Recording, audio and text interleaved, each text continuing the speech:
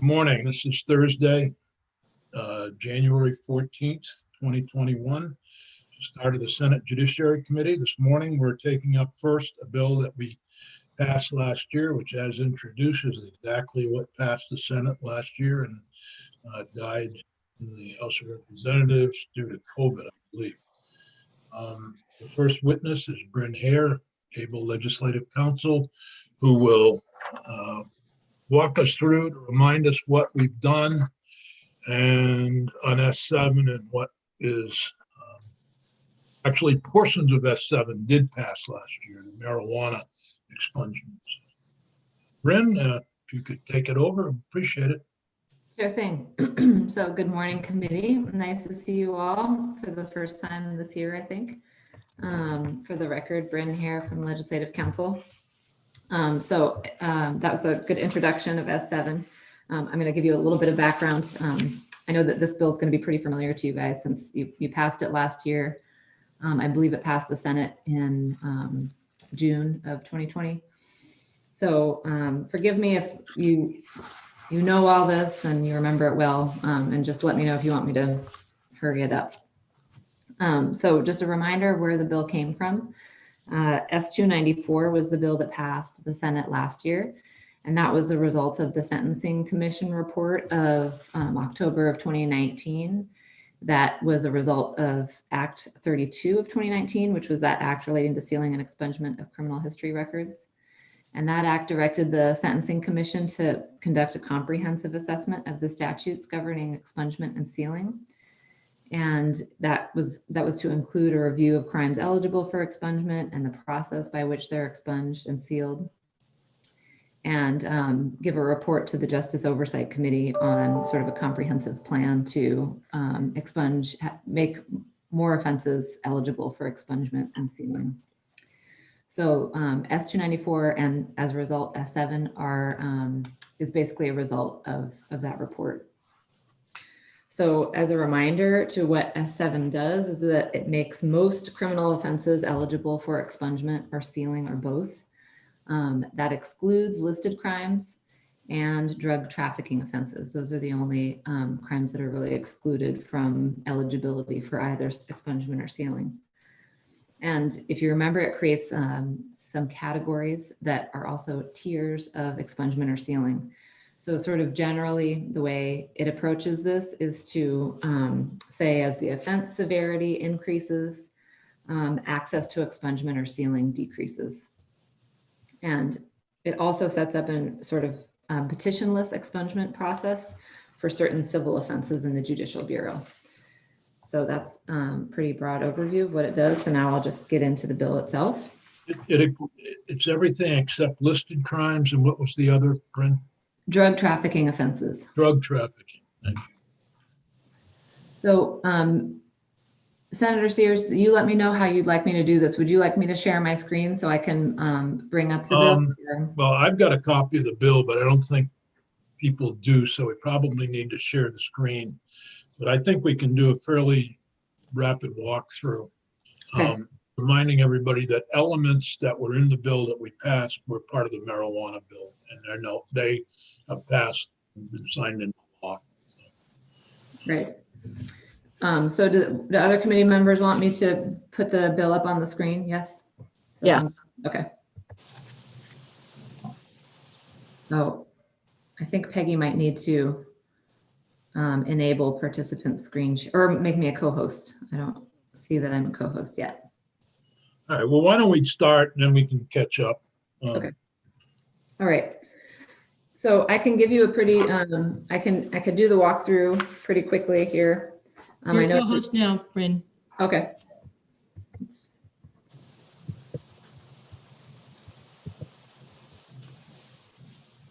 Okay.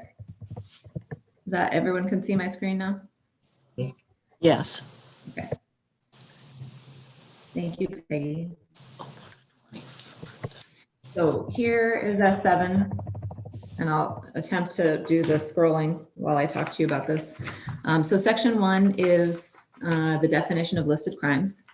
And you might remember that this listed crimes definition is included in the bill because it was one of the recommendations of the Sentencing Commission that that the bill make these technical amendments to the listed crimes definition that need to be made. So you'll see there's just a couple places here where we update the cross-reference, correct the cross-reference, and update the language that we use to refer to crimes. There's just 2 places where we do that. Let's zip through that. So those are technical corrections. So now section 2, now we get into the expungement chapter. So section 2 is the definitions of the expungement chapter. And there are 3 things that this section does. And the first is that we change the definition of qualifying crime. And as you remember, that's a term that's used throughout the expungement chapter. And so you see here that it means any criminal offense that isn't a listed crime or an offense that's related to trafficking of a regulated drug, or any offense for which a person has been granted an unconditional pardon from the governor. So it expands that definition quite significantly. And so we've got a whole bunch of struck through language here since we're not listing the individual crimes that are eligible for expungement or sealing any longer. So subdivision 5 here creates a new definition, and that is a definition of qualifying felony property offenses. And with this definition, it lists is all of the felony property crimes that are identified in the criminal code reclassification bill of last year, of 2020. That was H580. So there are quite a few stakeholders that worked on that list. So it includes that entire list that's set forth in the criminal code reclassification bill. That should include all felony property offenses that are not listed crimes. And the third thing that this section does is it adds a definition for subsequent offense. So if you might remember that subsequent offense is a term that's used throughout the expungement and sealing chapter to refer to a crime that's committed by the person who's petitioning for expungement or sealing that was committed after the crime for which the person is seeking that expungement or sealing. So it's a little bit of a convoluted definition that currently the expungement chapter repeats over and over and over throughout the statutes. So we've just defined it here. So now we can just refer to it as a subsequent offense. I can't see everyone, so I'm assuming that if anyone has questions, you'll just jump right in. I'm the same, so I can't see everyone. So if you have a question or something, shout it up. Okay, so that concludes the definitions, the changes made to the definitions statute. So I'm going to move into section 3. And now this is the expungement and sealing section of law. So you'll see most of the changes to this chapter are found in this section of law. So the first new language you'll see in subdivision B. So this is a new category of offenses that are eligible, and it sets out a new tier for this eligibility. So this provides that those qualifying non-predicate misdemeanors and regulated drug possession crimes are eligible for expungement 5 years after the person completed their sentence for the crime, or 5 years after completing a sentence for any subsequent offense, whichever is later. And it also provides, and this is new language that we're gonna see throughout the bill here, that if the state stipulates to the petition to seal or expunge, the court may grant that petition before the actual eligibility date without a hearing. So the timeline is 5 years, but if the state says it's okay to do it earlier, they stipulate to that, then the court may grant that petition to expunge without holding a hearing. So could I just ask a question on that? It's Alice. Would that be the state, meaning if the state's attorney, they bring it to the state's attorney, if the state's attorney agrees, then it would be granted without a hearing? Right. Right. So that's the respondent is defined earlier in the bill as the prosecutor. Okay, thank you. So if they agree, yes. Okay. So subsections, we good? I'll keep going. Yep, we're on page 12. Yep. So bottom of page 11, top of page 12, this is qualifying predicate misdemeanors. So this is another tier. So this section provides that qualifying predicate misdemeanors are eligible for sealing 5 years after the date the sentence is completed, or after completion of the sentence for a subsequent offense, whichever is later. And then it makes the sealed record eligible. Sorry. It makes the sealed record eligible for expungement 5 years after the sealing if the person doesn't commit any subsequent offense. And again, we have that language that if the state stipulates, I'm just trying to find it here. This is the language providing that it's expungement eligible 5 years after the sealing order if there's no subsequent offense. Can I ask another question on that same issue I asked before with regard to it being the state's attorney? Is it also the attorney general? And Right, it's the prosecutor in the case. it's always the prosecutor, and it couldn't be taken over by the attorney general's office, or could it? No, I don't believe so. There may be somebody else, there may be a witness here who's better able to answer that, but I believe that the respondent is the prosecutor in the case. Thank you. I think David Scher is coming in later. Okay. Bryn, Maybe we could save that question for him or James Tepper. Bryn, can you hear Yeah. me? Yep.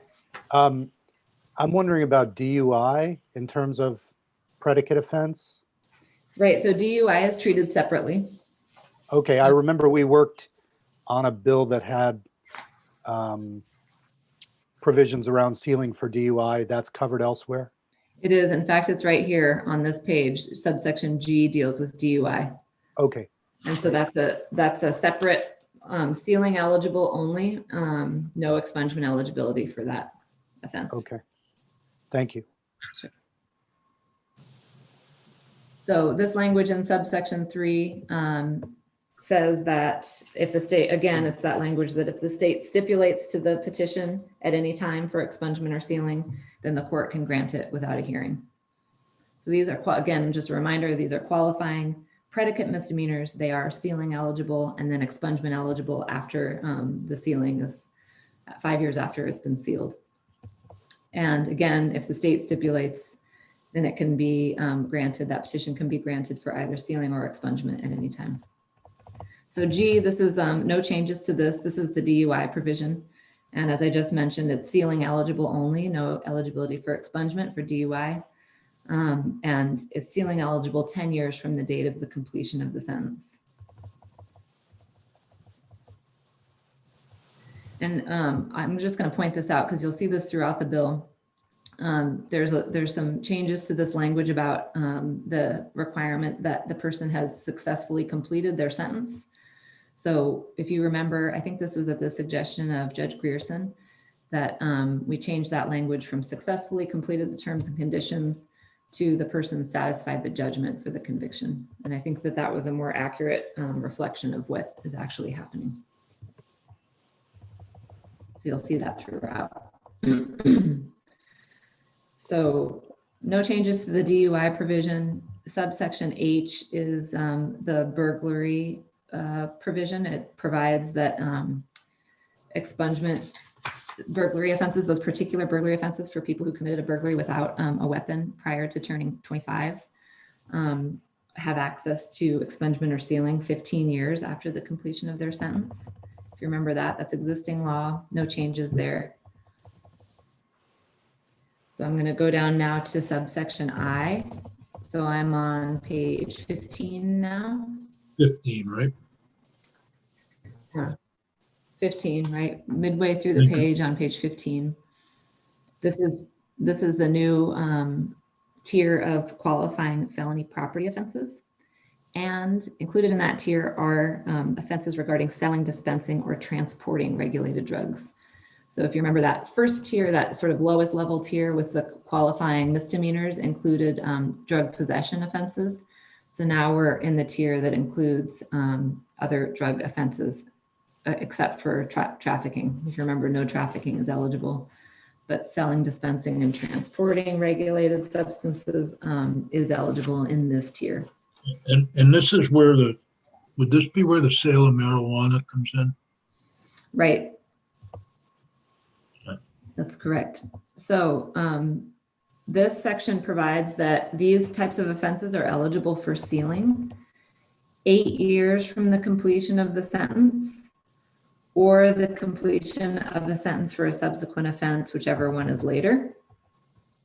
That's that language there on lines 3 to 5 here on page 13. And then once the offense is sealed, it's expungement eligible 8 years after the sealing order if there was no subsequent offense. And if there is a subsequent offense, then it's eligible 8 years after the completion of the sentence for the subsequent offense. Brent, may I ask a question? Mhm. Remind me, I can't see the definition of subsequent offense and I can't remember.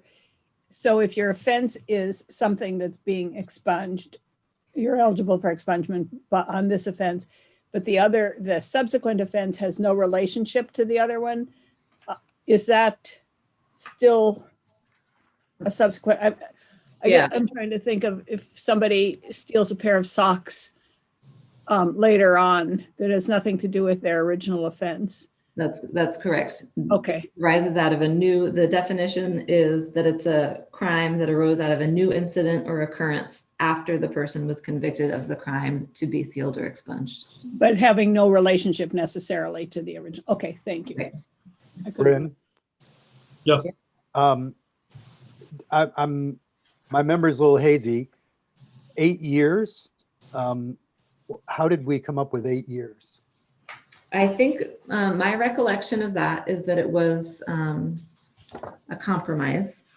Okay. I believe that S-294, as it was introduced, provided a 10-year waiting period. But I can let you know for sure after I check. Some were looking for 5 and the Sentencing Commission had 10 and we settled on 8. Okay, that's Oh, fine. thank you. Just wondering because it wasn't an even, well, No. it is an even number, but. But it only makes sense if you were Yep. remembering who wanted which. I believe legal aid was going for 5 and the state was, and the Sentencing Commission had recommended 10. That's my recollection. Okay, We figured it was better than 7.5.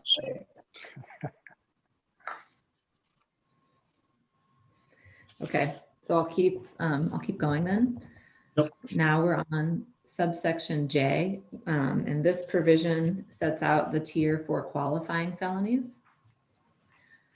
So qualifying felonies are any other qualifying felony offense that isn't included in one of the previous tiers. So this section says that qualifying felonies are eligible for sealing 10 years after completing the sentence with no subsequent offense. And if there is a subsequent offense, then they're eligible for sealing 10 years from the completion of the sentence for the subsequent offense. Again, whichever one is later. It also provides that qualifying felonies are not eligible for expungement unless the state stipulates to that expungement. Did you provide us with a chart last year, Bryn, that showed the actual tiers of the 5, the 8? I mean, there's 3, 5, 8, etc. I think I did provide you with a chart at the beginning of the process of 294. I'm not sure if I updated it, but I can do that for you. It might be helpful to have an updated chart of what crimes are at, what time lengths after finishing all the requirements. Yep. Sure thing. Okay, so, and then the last thing here on qualifying felonies are that if the state stipulates to a petition to seal at any time, then the court can grant it without a hearing. Sorry about that. It's not Marley. He's at doggy day camp, so can't blame him this morning. Just 1 second, hold on.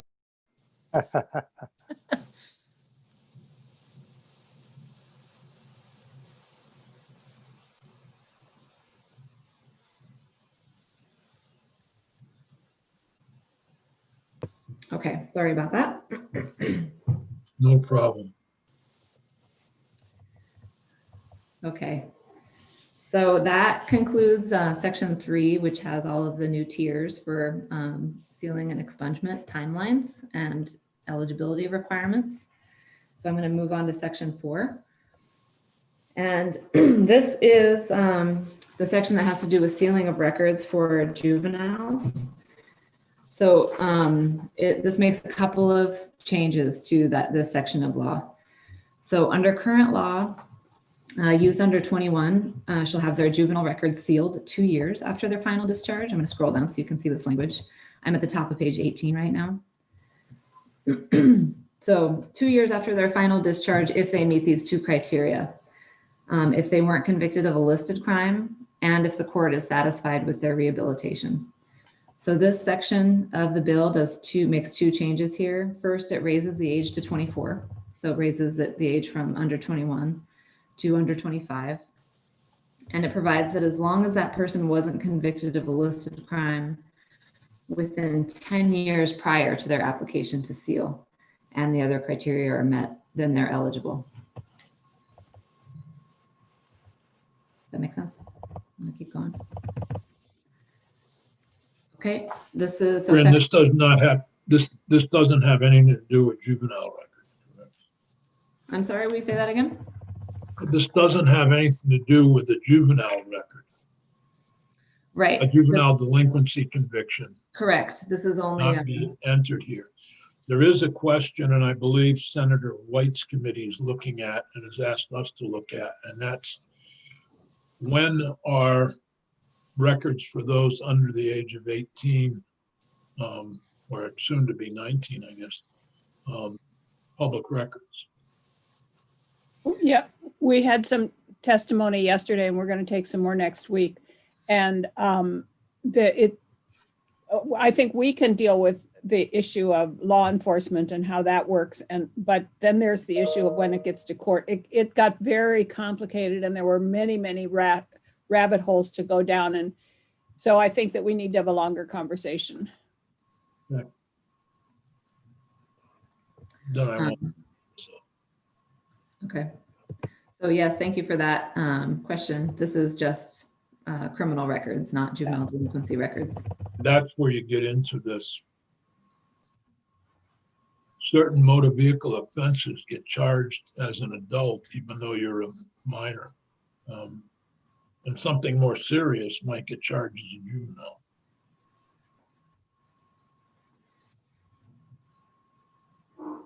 Anyway, go ahead. Okay, so now I'm halfway down the page on page 18, on section 5. So this is that section that makes some civil offenses eligible for that petitionless expungement process. So you'll probably remember this. We call it automatic expungement, but it really is petitionless expungement because there's nothing, I don't think there's anything automatic about it on the administrative end. So it makes 7 civil offenses eligible for this petitionless expungement 2 years after the satisfaction of the judgment. So this is the list right here, 1 through 7, operating an unregistered vehicle, failing to possess registration, failing to possess a license, operation after suspension, operating without a license, operating without insurance, and operating an uninspected vehicle. So it directs the Judicial Bureau to keep a special index of the expunged cases and to destroy all of their documents and records that are subject to an expungement order. All of that language should look very familiar because it's the same language that we have for effective expungement in the expungement and sealing chapter. And then it directs the court administrator to establish policies for implementing that section.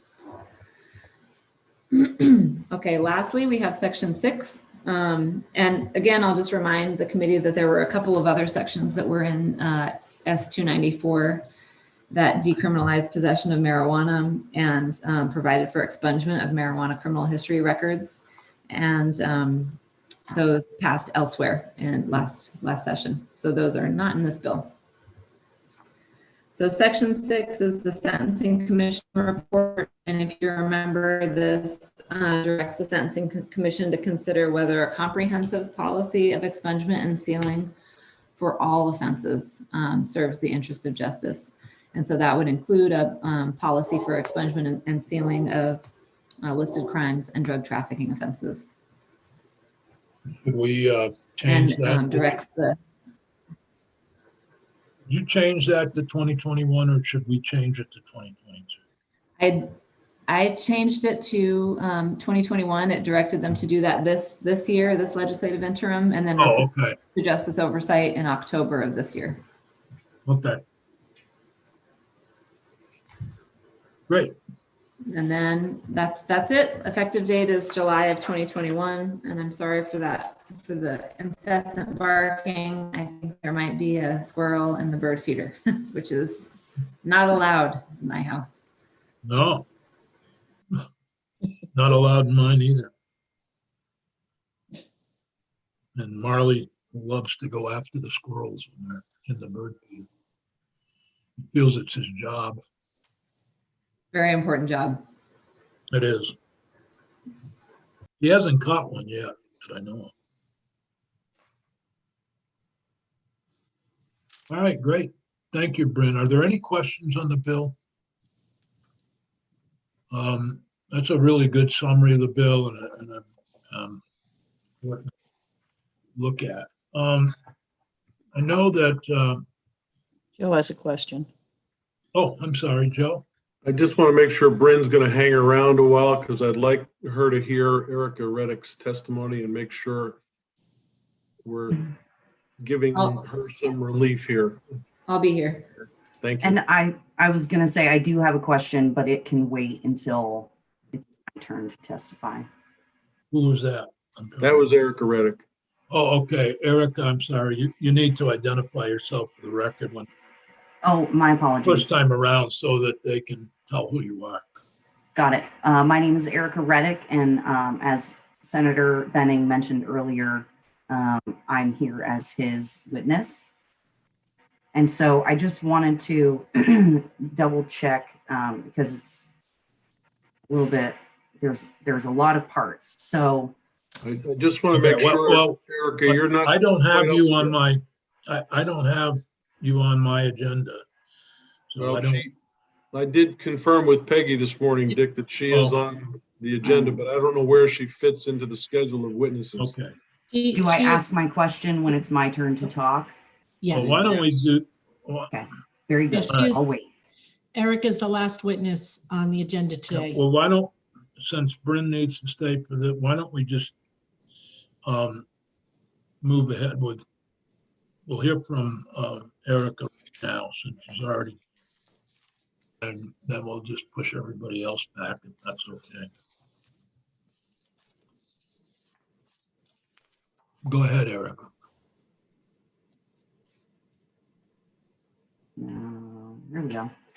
All right. So you said to go ahead and speak now or Yeah, ask my question now. Hello, everyone. My name is Erica Reddick. I'm here as a witness, as somebody who could potentially benefit from this new legislation. 15 years ago, I committed felony embezzlement in relation to drug addiction. And, over the preceding years, well, actually, given the short time frame, I sent Peggy a redacted or like a somewhat redacted version of the pardon application I submitted to Governor Scott in 2018, which has yet to be considered. But I figured it was the best way to kind of demonstrate all that I've been up to over the last 15 years. It is 2.5 years old. So when it was written, actually with the help of Miss O'Reilly, some of the information has changed. I've moved back to Vermont since then. But really, my husband and I still face a lot of the same challenges. So again, the crime was 15 years ago. But that doesn't matter when you're applying for a job, and it doesn't matter when you're applying for housing or anything like that. You still have to put that you committed a felony. And oftentimes it does not matter what the conditions were, what has changed about your life, that you carry that label around for the rest of your life. And it does make it incredibly challenging. I've been denied jobs, which, not shocking, I guess. But more importantly, we get denied housing. We get denied other opportunities for, advancing my business, advancing my career. all because of something that happened 15 years ago. As of right now, the crime that I committed is not eligible for expungement, but the time frame, even if it is now eligible, the time frame is also a challenge because while I was arrested 15 years ago, I did not complete my, I did not satisfy the judgment until 2014 when I paid my restitution in full, but that was only 6 years ago. So one of those challenges is, okay, so you've done your time, you've paid your debt to society. I'm 11 years sober. I'll celebrate 12 years sober this year. I work very hard to be of good to my community and all of those things. And it would just be nice to have the opportunity to really actually fully engage as a full citizen again. Given that a governor's pardon is unlikely, that's my only remedy to have any of my rights restored for something that I did so long ago.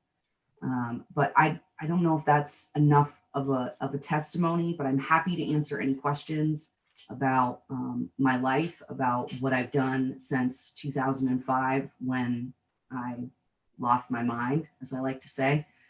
And again, the pardon application that I submitted as my written testimony for today includes a number of letters of recommendation, for lack of a better word, or people that I've worked with, you know, testifying to my character and the things that have changed. And so hopefully that gives you some idea, but happy to answer any questions.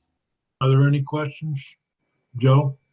Erica, do you know what the obstacle is in the present bill that may still inhibit your ability to get this remedy? Well, that's what, when I was listening to Bryn, I read the bill a couple of times. So forgive me, I was also having technical difficulties. So forgive me for not being fully engaged. But I think I read, she was saying it's still 10 years from satisfying the judgment for a felony. So that's what I was trying to figure out, if I even would qualify or actually even benefit from this bill.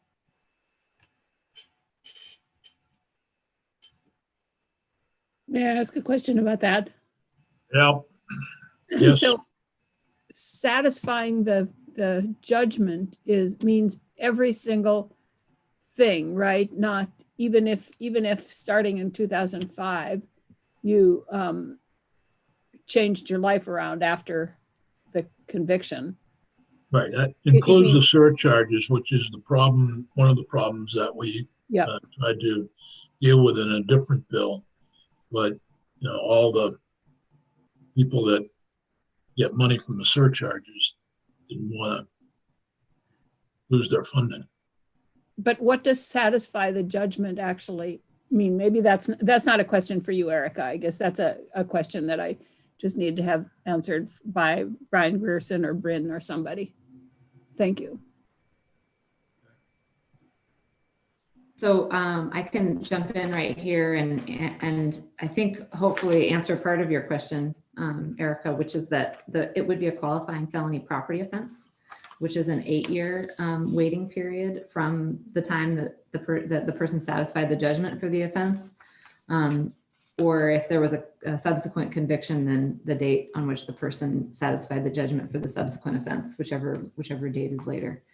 And there is a requirement throughout that restitution ordered by the court be paid in full for eligibility for expungement. Is there a way to tweak this if the prosecutor were to agree and stipulate in spite of the year requirement? I mean, there's two things going on here. One is, I know in Erica's situation, it wasn't the surcharges, it was the restitution. It was quite a bit of money and it took a long time to pay back. I would hate to have that element alone be an obstacle to folks trying to get this remedy. And I don't know whether the answer to that would be a prosecutor listening to the story, facts, and then agreeing to stipulate over or overriding essentially the language in the bill that would be limiting them otherwise. So there is a provision that if the state stipulates to a sealing outside of that time frame, then the court may seal the record without a hearing. But if the question was whether or not they could stipulate to a petition to seal if restitution hasn't been paid, I think that is a eligibility requirement that still has to be met. No, restitution should be paid. My question is whether or not that's part of the satisfaction of the judgment. So I don't believe it is. I believe that time frame doesn't apply to when restitution is paid, but I'll let others weigh in to confirm. Let's just try to have other witnesses look at that issue. But I remember a lot of discussion about surcharges. You remember we had a public hearing in Winooski before the pandemic. And before we shut down.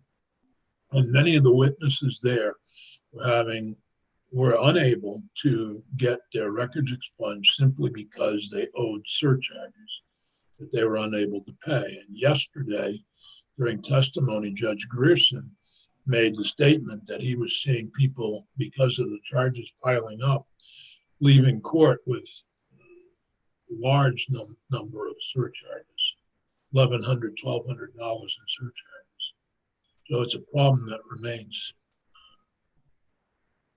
If I may, I just, from my personal opinion, I do believe everything should be satisfied before you get an opportunity to have your record expunged. By no means would I suggest that, and I don't think that you should change it. I think people should satisfy the judgment, whatever their judgment is, before they're allowed to get an expungement. I don't see a problem with that. But in my case, the judge did something which was unusual in that my probation and my sentence was essentially indefinite until my restitution was paid. So there are some people who get off of probation or parole before they've satisfied the complete judgment, but because of the way the judge sentenced me, I was not allowed to be discharged from probation until my restitution was paid. So in that circumstance, someone else in my position would be eligible sooner. But it sounds like in my circumstance, it'll be 17 years before it can be considered.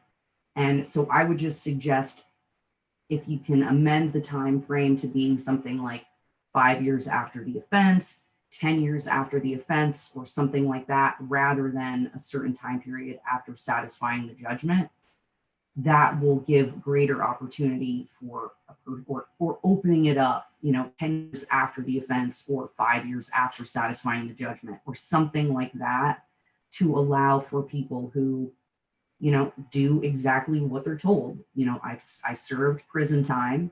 I paid every dime that I stole back. I paid every single court fee and everything that there was to pay, and I'm happy to do it. I am glad and grateful that I got the opportunity to be made responsible for what I did, because in doing that, it helped me get sober and put my life back together. So I wouldn't want to rob anyone else of the opportunity to have that growth and that ability to change. I just think on the end, if you can open it up to make it a little easier for people, if you're going to open up the opportunity for expungement, I would recommend that you do it in such a way that it is genuinely meaningful. Because as I said, there's this mirage of a governor's pardon and redemption that's not real for people like me or for anybody. So an expungement process that is more, that allows for more people who are caught in these weird time frames, it would be very, very beneficial. Thank you. Why don't we, are there any other questions? Bertha, thank you very much for joining us this morning. We're going to move on to Madrid O'Reilly, Vermont Legal Aid. Morning. Morning, I- and Happy New Year to you. Welcome back. Thank you so much for the opportunity to testify and for your commitment to criminal record clearance in Vermont. Senator Sears, you mentioned that the last time we saw one another as a larger group was on that snowy day last winter in Winooski. And you heard from 2 Vermonters who testified about the need for surcharge relief and the expansion of expungement eligibility to include felony property crimes. Vermont Legal Aid appreciates all you did to pass S294 and that you're once again setting your sights on passing this important legislation. Vermont, so passing this bill would help broaden access to record clearance, which has incredible community economic and public safety benefits. Our proposed amendments attempt to balance the needs of low-income Vermonters seeking a second chance with the requests from some other stakeholders. In making our recommendations, we are mindful of some of what's being called second chance gaps. This is defined in a new law review article out of the University of Michigan as the difference between the apparent eligibility and the delivery of a second chance in accordance with the law. And so we think it's important to continue broadening eligibility without creating too many criteria that would disincentivize or prevent access to the freedom that comes from criminal record clearance. So I'll jump right in. I submitted testimony and it should be on the website. I have. It is. Okay, It is. great. So I'll just go through that. The first recommended amendment might not be to this bill, but it relates to S294 and Act 167, and we just wanted to raise it here. And that's a technical amendment to effectuate the 2020 surcharge amendment. So the proposed amendment that we have would be to 13 VSA 7282 to add language that says, let me pause for a second. Do you all have that in front of you? I do, Okay. but it might be necessary for Peggy to, do other committee members have it? I'm using my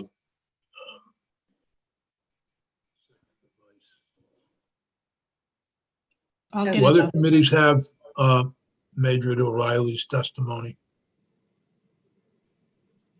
It's on the website, but I'd be happy to share if you'd like. Why don't you share it, Peggy?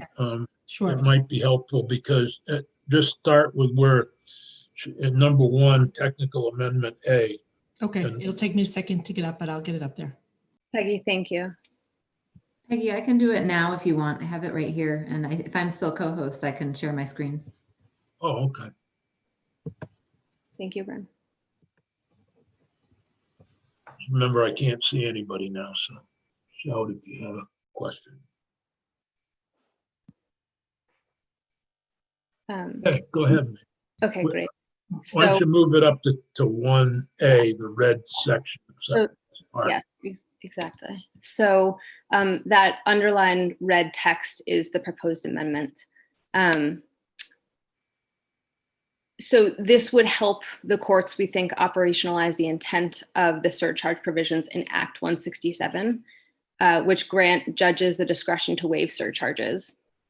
In that act, the General Assembly amended 13 VSA 7602 in several places to include the following provision.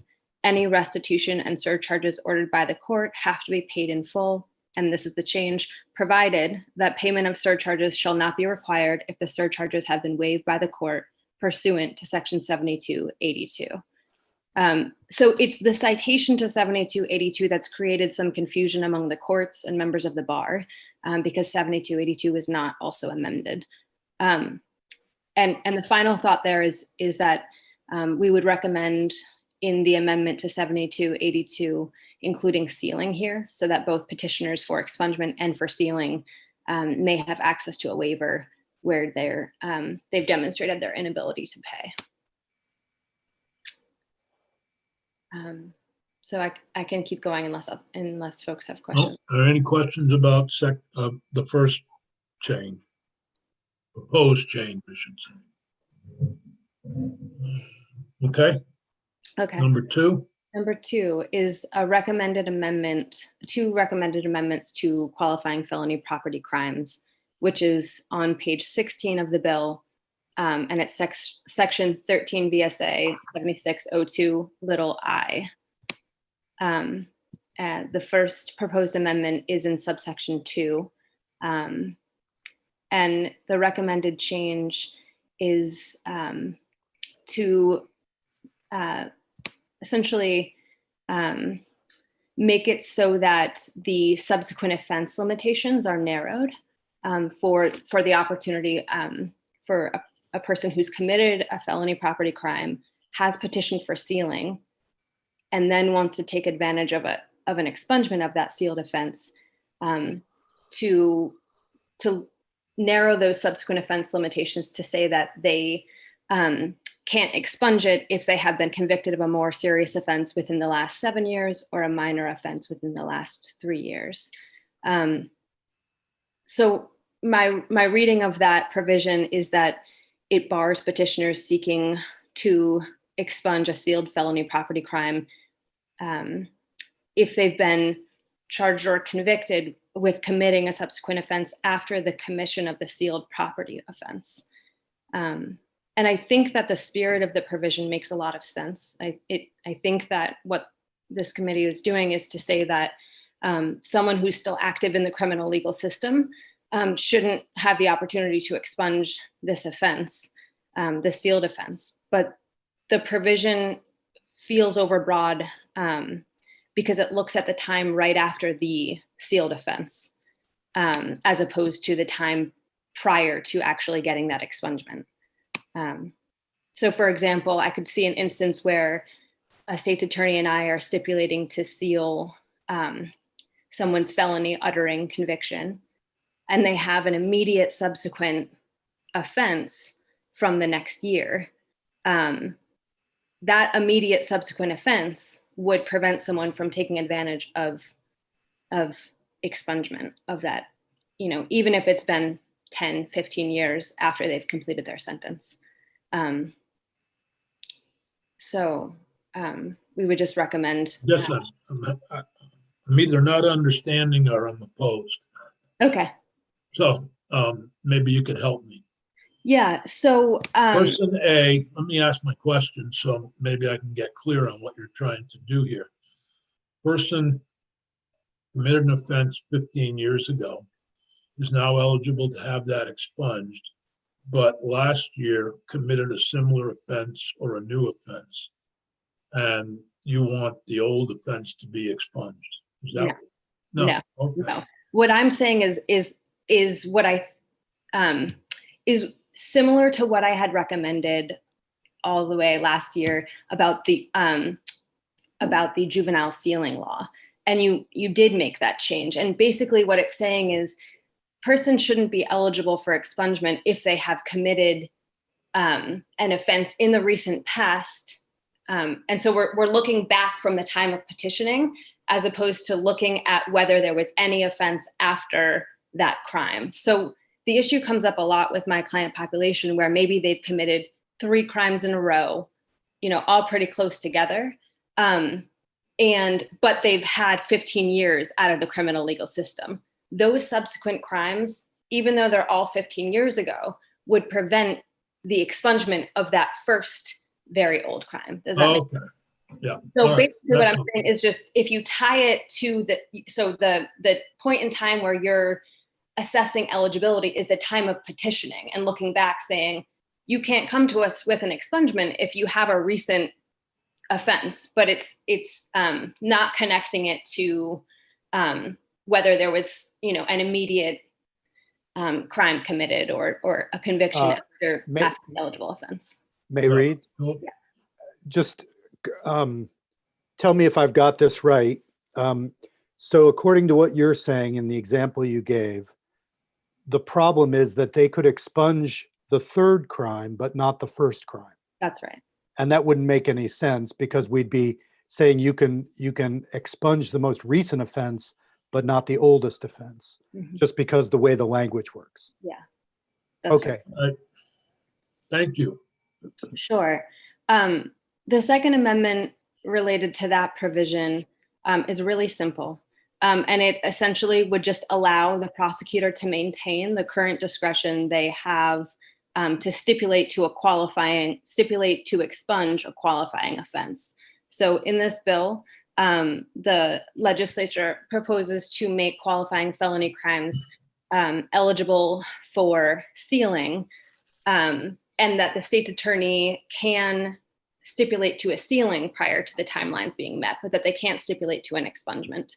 And we would recommend, permitting the prosecutor to maintain that discretion to expunge without a hearing if they think it's appropriate. May Reed, can I stop you for a second? I just passed to the rest of the committee a letter we received from Sarah George with this. I don't know if you've seen that, but I think her letter's concern would be taken care of by this suggested amendment. Yeah, I agree. Sorry, I don't have a copy of Sarah's. Yeah. This is what makes Zoom so frustrating and so difficult.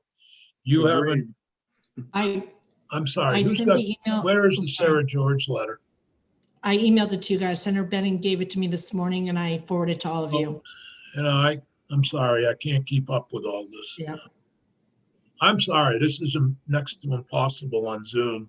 Yeah. Keep entering in new documents for the committee discussion in the morning. They do this in appropriations all the time and I get totally confused. I would suggest in the future, if it's not on the committee website, that we're taking it up once it's on the committee website. Go ahead with the Sarah George letter. We can't keep doing it this way because when I get prepared for the meeting, I'm looking at the committee website. I don't get to my email all the time like some people do, I guess. I just don't have. Dick, I just want to say that I got the letter from Sarah George probably 20 minutes ago. And as I looked at it and then I'm listening to May Reed's testimony, I realized we may not need to have Sarah George come in to talk about why she wants the change, because I flagged it when May Reed was talking that this probably takes care of Sarah George's problem. Okay, Yeah. thank you for that explanation. Yes. So yeah, I think that would be a very simple amendment. And unless committee members have questions, I can move on. Nope, okay. The third recommended amendment is just a clarification to the subsequent offense language. Perhaps this is because I'm not a criminal defense attorney, but the definition of subsequent offense and its usage throughout the bill was confusing to me. I wasn't clear that we were talking about a subsequent offense being a conviction, and therefore resetting the clock based on a conviction. I felt nervous that perhaps there could be an interpretation to say, even if a person has just been charged of an offense, that would alter whether someone could be eligible for one of these remedies. So I don't know if Bryn has comments on that or members of the committee. I wasn't clear on what the intention was and whether a simple amendment to add the words the conviction of a crime would make sense. That makes sense to me because I think that the language in the bill that we're replacing with that definition provides for a conviction. Okay. Thank you. Thank you. Yes. There are two more very brief comments. The first is a recommended inclusion of a notice provision in some of these sealing orders about the right to a subsequent expungement. I'm sorry, I've been doing a lot of eviction work and thinking. So sealing will become the default record clearance remedy for more serious crimes if this bill is passed. And to inform Vermonters of the right to a subsequent expungement, we would propose just adding a notice provision in the sealing orders about the fact that a subsequent expungement could be possible after another waiting period. And finally, we would recommend that this bill create a study committee to investigate the viability of implementing a more automated system or a petitionless system for an additional subset of convictions. This would obviously build off of the progress that was made by the General Assembly in Act 167, requiring the courts to automatically expunge misdemeanor marijuana convictions. Of course, the unique there is we legalized the drug. I don't know if we change the law to make something no longer criminal, then I suppose we should.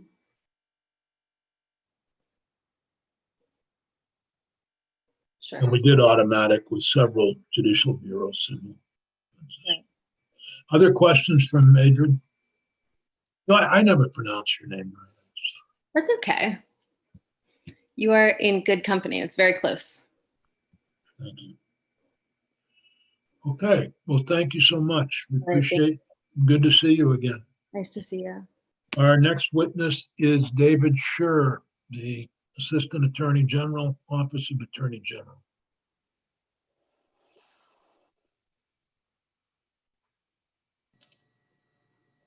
Good morning, committee. David Scher, for the record, with the Assistant Attorney General with the Attorney General's Office. Good to see everybody and be back testifying in this session. I'll keep my testimony relatively brief and maybe try to address some of the specific points that have come up. As the committee knows well, the Attorney General is a strong supporter of expungements. He testified personally at at this committee's initial meeting on expungements in Winooski last winter. He is a believer that they are a vital part of reforming our system to make sure that we are not making people live with lifelong consequences when that is not the convictions they received. Once somebody pays their debt and has served out their sentence, they should have a chance to rejoin and rejoin society in a complete way and have full access to the opportunities that may come to them. And I think folks who've testified before me have spoken to that point eloquently. This, I should say, S-294, the sort of equivalent bill that was considered last year, as the committee remembers, was the result of a work that was done in the Vermont Sentencing Commission. And the S-294 did have the unanimous support of the Sentencing Commission. I think it was there was a long process that led up to that. And I think it was a good product. This bill is essentially the same with a few tweaks, and certainly one that we support as well. I think it's fair to say that members of the Sentencing Commission had some different ideas about how expungement might be done, but were willing to come together behind this bill. And in terms of some of the stuff that has been mentioned today, I'll try to run through it. Senator Nitka had a question about respondents, and that is not a change in the law. That is as I read it, that is present law. The way that's been interpreted, I think, by state's attorneys and courts is that the respondent can be either the Attorney General or the state's attorney in any case, even if the case was prosecuted by a county state's attorney. It's our practice, not the Attorney General's office does not step in on cases that they did not prosecute unless we have prior permission to do so. And I can let the committee know sort of as a matter of general practice. The Chittenden County State's Attorney has essentially given us blanket authority to look at their cases because they get a huge number of expungement petitions. And so I often not often, but occasionally get stacks of Chittenden County expungements, and I do the review myself. Under the prior state's attorney in Windsor County, David Cahill, I had permission for the same purpose and same reason, but we don't look at those without that permission. We don't step in and look at county expungements without a sort of explicit grant of permission to do that. At expungement clinics, there are times when we get expungement requests for a specific county that may be outside of Chittenden or previously Windsor. And sometimes the Attorney General himself will call a state's attorney and say, hey, we've got this petition, it's in your county, I want to talk to you about what we should do here. So occasional things like that will happen, but generally speaking, we don't try to step in on counties, and we let them make their decisions unless we have prior permission. I also think the way it would operate, we wouldn't want to be stepping in and creating a situation where there'd be a battle in court about who gets to object if in fact the state's attorney wanted to object and we wanted to give permission. That's not something we're looking to do, and that could be a potential outcome if we were to stipulate without permission. So that's an overview of the present state of the law and the present practice. Happy to answer questions on that. With respect to Ms. Reddig's testimony, I do think that my read of this current statute is, or I should say the current law, is that offense does fall under, and I have not reviewed it or anything, but based on what's been said here in testimony this morning, that would fall under the qualifying felony property offenses, and it would be eligible for sealing after 8 years.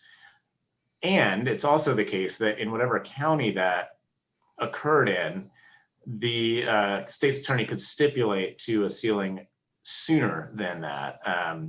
So that is available, with a stipulation, it is available now, as I read the law. And David, can I just ask you, even though she is still on probation, I'm seeing some conflict, and I wished I was back in the building because I'd feel like I'd have all the right papers in front of me. But the upshot is, if somebody is placed on probation until further order of the court, or until restitution and surcharges are paid, it seems to me the judgment hasn't been satisfied. I've got clients that are paying $10 a month for, a $300 surcharge, for instance. And I don't know how to avoid the obstacle if we don't figure out a way to enable prosecutors to override that with a stipulation. That would be my first thought, but I could be off base, and then there might be some other solution out there. But I want to make sure that people like Erica are taken care of in this bill. I think if you're still on probation, you're not eligible. And that's the problem, that she was on probation for such a long time, paying back that large pile of restitution. Understood. The judgment hasn't been satisfied. Until you're off probation, you haven't completed the terms to wait whatever years it is for the particular offense. I mean, that would be true if somebody, I know they're not eligible, but somebody with a life probation sentence would never be eligible for expungement, even if the crime wasn't. I mean, so it's the indefinite probation, but it's something that I will say, the Justice Reinvestment Probation Bill tries to look at reviewing probation, or will when we get to it, it's still being drafted, but tries to look at, should somebody be continued on probation? And I would hope we can talk about that, because that's a separate issue to me.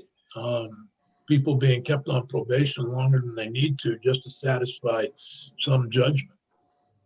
I don't disagree with you, Dick, and I think that's an idea worth pursuing. Right. But I'm not sure. I'm just saying that maybe the probation bill is the better place to look at the solution to this problem. With respect, I probably disagree. I think this is a place where we could plug in a tweak that enables the prosecutor to look at the case and decide this restitution, payback, and probation continuing could be overridden somehow if they agree that that's appropriate under these circumstances. I guess I'll leave it at that. I guess when we get to markup. Senator, my read, and Bryn, please step in if you think I'm incorrect here, but my read of the bill is that what you want to be the case is the case. And that under subsection, I think it's 3, it's on page 16. If you look at page 16, subdivision 3 on lines 15 through 17, that does provide that if the state stipulates, if the person is not currently eligible according to the statute, but the state stipulates to the petition, then the court may grant it. That's my read as well. Thank you, Bryn. I was going to ask you, David, when we were in the discussion about different states' attorneys who allow the Attorney General to participate with them.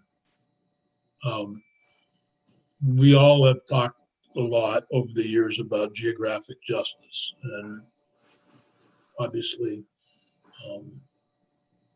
it is a problem here in Vermont that somebody who commits one crime in one district may receive diversion, not even diversion, and somebody who commits a crime in another jurisdiction, the same crime, could receive a jail sentence. And I would suspect the same is true of this, of expungements.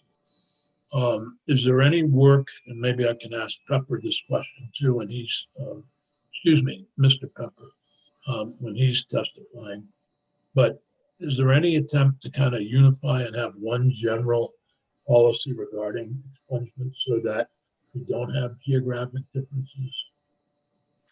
I think there's two answers I would give. One is that the inequalities that may arise would only arise under those under the stipulation provisions where somebody can stipulate early. The courts eventually, and for all of these, the timelines differ depending on the severity of the offense, but eventually a court will be able to step in and say, you know, the person can petition the court even without a stipulation and say, I believe that I deserve to get this sealing or expungement. And so that helps a little bit, but I think it's still certainly the case that there will be, there could be, I should say, differences in policy with regard to the stipulations, and those differences in policy could be significant and allow people in certain counties to gain access to sealing or expungement significantly earlier than in others.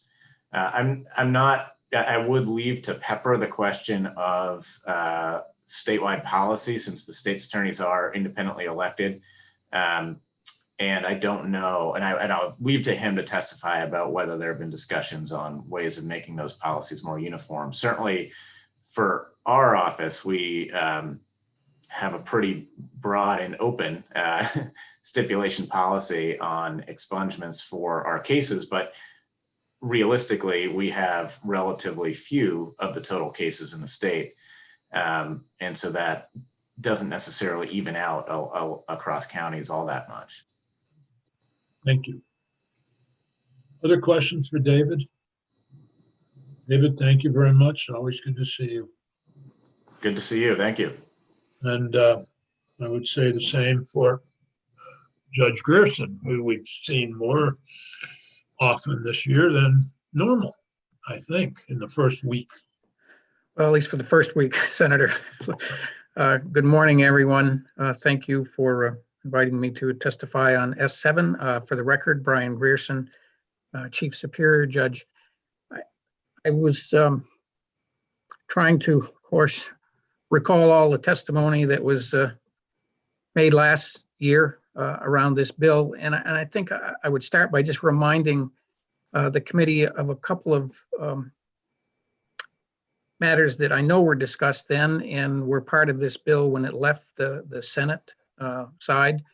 And if the committee will recall, our fiscal impact, we provided the committee with a fiscal impact memo on this. I would have to go back, Senator, to look at the memo because it may have incorporated a a number of bills that now have been separated out. And I think it was in the millions. it was around $1 million.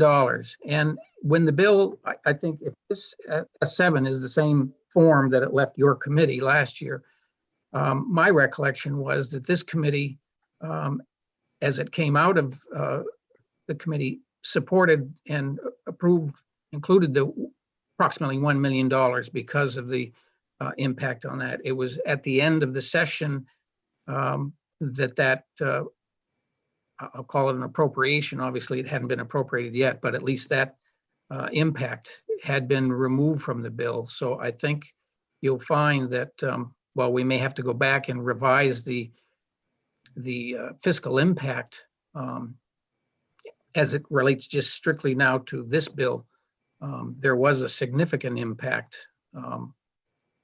that this committee recognized, and we acknowledge that, and we thank the committee for its efforts in that regard. I don't know what happened. I mean, obviously the session changed dramatically in the spring, so I don't know exactly what happened, but there was no appropriation. And I don't believe there was any appropriation relating to the marijuana bill. And I think what's important, and I'll stop there for a minute, is that I've heard the term automatic, and there really isn't anything automatic about any of these expungements. And it may be obviously by law that they're appropriate for expungement, but there's still staff is going to have to look at all of these offenses, and there is a staff impact workload to processing these.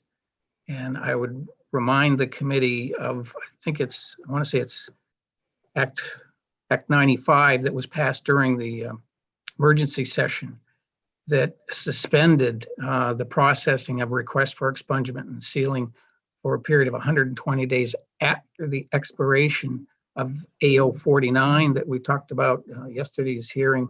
And that right now, AO 49 is still in effect until the end of March. So I'm not suggesting that no expungements have been processed, but that provision is there. So I would hope the committee would recognize what they did last session, and I can come up with a revised impact statement, but it is a factor that we would hope the committee would look at again as seriously as they did last year.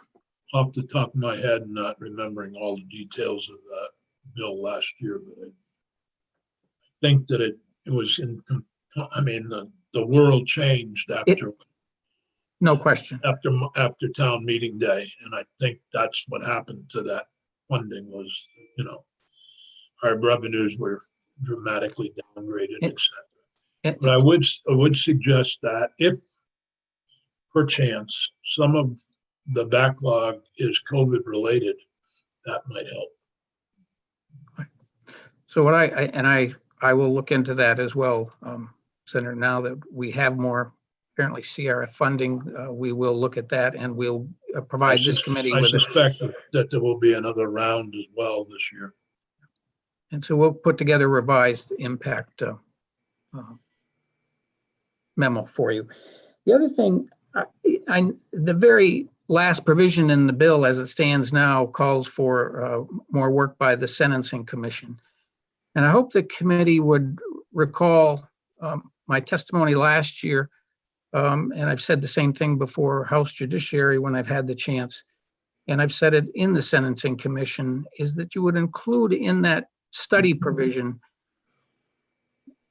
whether or not we should continue this system of sealing and expungement as opposed to straight sealing. And the discussion should be around who and how is a conviction that's been sealed be accessed.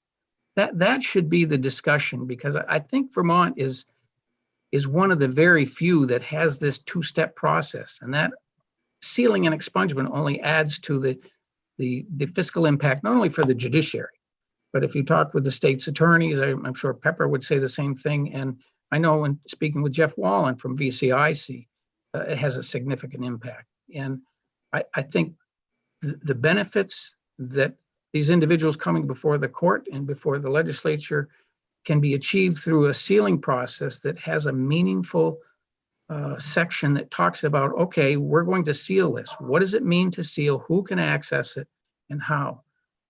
I couldn't help but notice as Bryn was giving a quick summary of just this one bill, we talked about some offenses being 5 years before sealing and expungement, others 8 years, others 10 years, the Judicial Bureau 2 years. And every time we add in a different time frame for sealing and a different time frame for expungement, depending on the offense, it just, I think it overly complicates the process. And I would just ask the committee to consider including in that last section that the Sentencing Commission look at this concept of call it whatever you want. You can call it expungement, you can call it sealing, but it should be a one-step process, is what I would hope the committee would consider.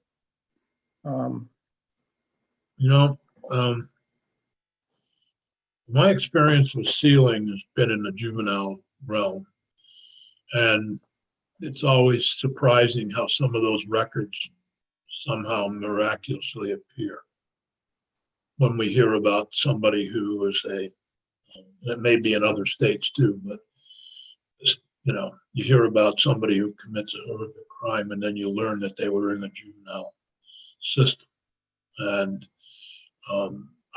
that's my experience with sealing. So I need a better understanding, I guess, how sealing will accomplish the same thing and who has access to those records. I think that's all I'm asking, is that I think that would be an appropriate subject for the sentencing.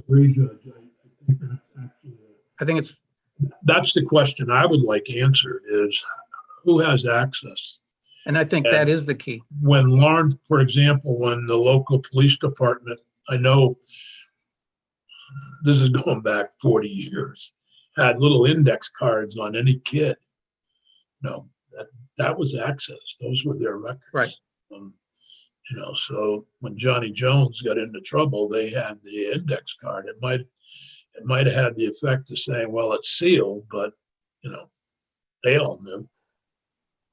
I agree with you, and I would hope that the committee could agree that this is worth having the Sentencing Commission take a look at it. I think it could make a big difference for everybody that's testifying. Yeah, perhaps if you have some suggestions on language for that, I would be happy to hear it. Maybe work with Bryn on that. Okay, that's probably would be helpful for all of us. All right, thank you.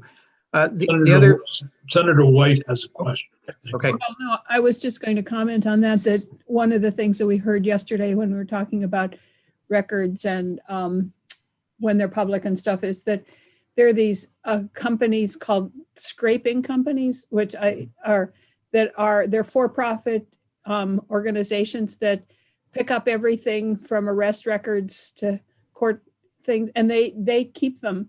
So even if they're sealed and expunged, it is out there and there is no way of getting rid of that. Some of the companies actually are charging the person money to get rid of it. Even so, it's out there. I don't know how to deal with those. Well, I don't think you can, but the benefit of expungement is you can say to a prospective employer, expected landlord, whatever, no, I do not have a record. Right, and if you look at the sealing expungement statutes now, they're allowed to say that as part of the sealing process. So I think what we have to say is what additional benefit is there to so-called expungement that doesn't exist under sealing or couldn't be remedied through an enhanced Senator sealing. White raises the important issue of records, and probably the best example is George Bush the second when he ran for president. All of us finding out he had some DUI way back when in Kennebunkport, Maine. it wasn't that the record was available through that. It was one of these other things, somebody combing press reports, etc. The other, I'll pick up on some things that other witnesses said. I believe part of Mayreed's proposal was around the issue of waiving surcharges. And I want to look at her language in the document she filed today, and I'll talk with her. But the court was generally in agreement with that, to have that available at the end of the process as part of the expungement sealing process on a waiver of surcharges. So I'll take a look at her language and talk with her, and I think you'll find that we're in agreement with that, and that it somehow did not get into the statute. And the only other thing that, as I was listening to Ms. Reddick, and I don't know anything about that case, but there was a time, a long time ago, that restitution was ordered as a condition of probation, and we have gotten away from that. So that I don't know anything about her case, or whether if that was a condition of probation, whether there's some way of separating the two issues, one probation and one restitution. It wouldn't eliminate the restitution figure, but it may be a way of addressing the continued probation, because we have gotten away from that. And the department is no longer involved in restitution or collecting restitution. As you all know, there's a separate entity that is involved in the restitution judgments. So that's really all. I just wanted to comment, try to remind the committee of some of the issues that came up last year. I recognize this is truly a policy bill on the part of the committee, and we respect that. I will get you the additional fiscal impact. Senator Benning, I believe, has a question, Judge. Judge, I am finally piecing this all together. Earlier, Bryn told us that the change that was made that would strike the words, "The person successfully completed the terms and conditions of the sentence for the conviction." We're striking those words and replacing it on your request with the words "satisfied the judgment." Your statement about us getting away from tying restitution to probation is great, but there's a whole lot of people out there that are in the category right now of being on probation because they haven't come back to court after restitution has been paid and gotten a petition to be discharged from probation. So the override that enables a prosecutor to stipulate to something is not effective until the date the offense is eligible for expungement. And if the person is still in that category, that gray area between completing the restitution and still not having been discharged from probation, I don't agree with what David Scher was talking about earlier. The way it reads would indicate to me that, in fact, they're not eligible yet because they haven't completed or satisfied the judgment in your suggested change. Am I misreading? I think I know the intent, but I'm looking at the language and saying there's a hurdle here that I'm still not comfortable with. I wasn't completely clear from Ms. Reddick's testimony. Has she completed restitution? Yes. And so she's on probation until further order of the court? She's not on probation. Well, then I would. But the issue is, when did her probation end? Oh, I see what you're saying.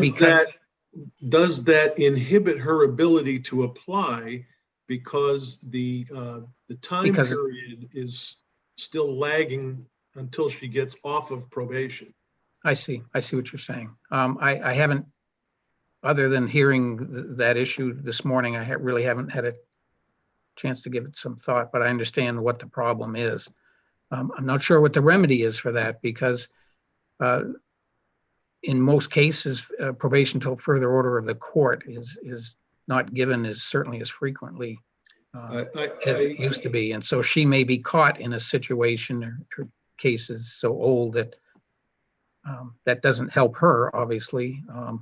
But I noticed there was a message, and I don't know if everyone sees it. She said that she reached out to the state's attorney in her county and was told that she was not eligible, but I don't think I want to. Well, I think that's because this bill has not passed yet. And once this bill does pass, you know, when you talk about old cases, there's a whole lot of old cases out there that have this very same problem. The terms of what they were supposed to do to satisfy the judgment have expired. Mhm. That would be the date normally, until we make this change that you're asking for. That is the trigger point for when we look at how long of a period of time has to go by before they can apply. There's a lot of those cases, and Erica is the classic example of why we're trying to pass this legislation. In the future, if all judges are prohibited from saying you're on probation until further order of the court, that's great. I'm not sure that we've reached that point yet. No, It but may I be think, discouraged, but if we haven't officially said you can't do that anymore. no, but I think that's where Senator Sears indicated that the Justice Reinvestment Bill may be the vehicle to look at that issue as opposed to this bill, but I'll leave that to the committee to decide. But I understand the issue, Senator Benning, and I just want to make sure we get this bill tweaked so that people in Erica's situation don't have the obstacle. Yeah, you're raising a whole slew of issues, and we're going to take a break. It's 10:30 and come back to this next week. I think you're raising a whole slew of issues, Joe, some of which can be dealt with here, some of which should be dealt with in the probation bill. The goal of the probation bill is to not have people on probation any longer than they need to be. And that you'll see that when we get, unfortunately, I'm talking about something that isn't fully drafted yet because the report is still in the report stage and hasn't been fully approved by the Justice Reinvestment 2 working. But the bill is in draft stage, and I'm hopeful that will address the concern. May I make a recommendation? No, we're gonna. I'm sorry. I back up the next issue and back up the next issue. We'll be back next week on this bill. But if you'd like to make a recommendation, feel free to put something in writing and we'll take a look at it, or ask Peggy to put you on for next week. Very good. Thank you. Okay? I don't mean to be flippant, but if we don't take a break now, we back up the 10:45 meeting. Thank you. So we're going to take a break till 10:45. thank you. Thank you.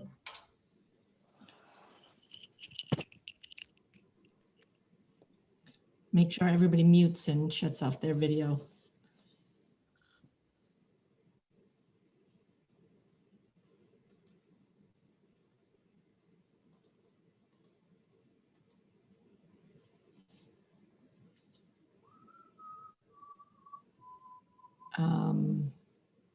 Erica and Senator Benning, do you want to shut off your video and audio because we are still live? So Erica, you need to shut your video off. It is off. It or is your off. background, even your background. Thank you.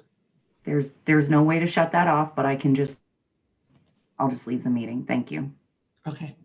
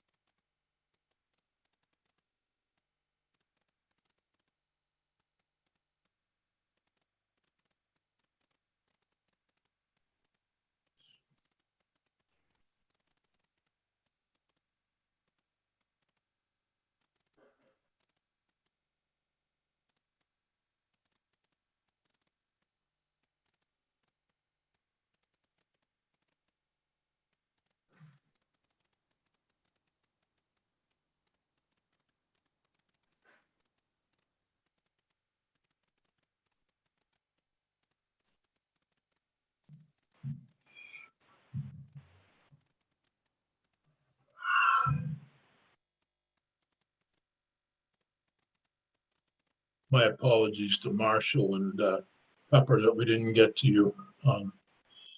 We're going to pick up on that next week.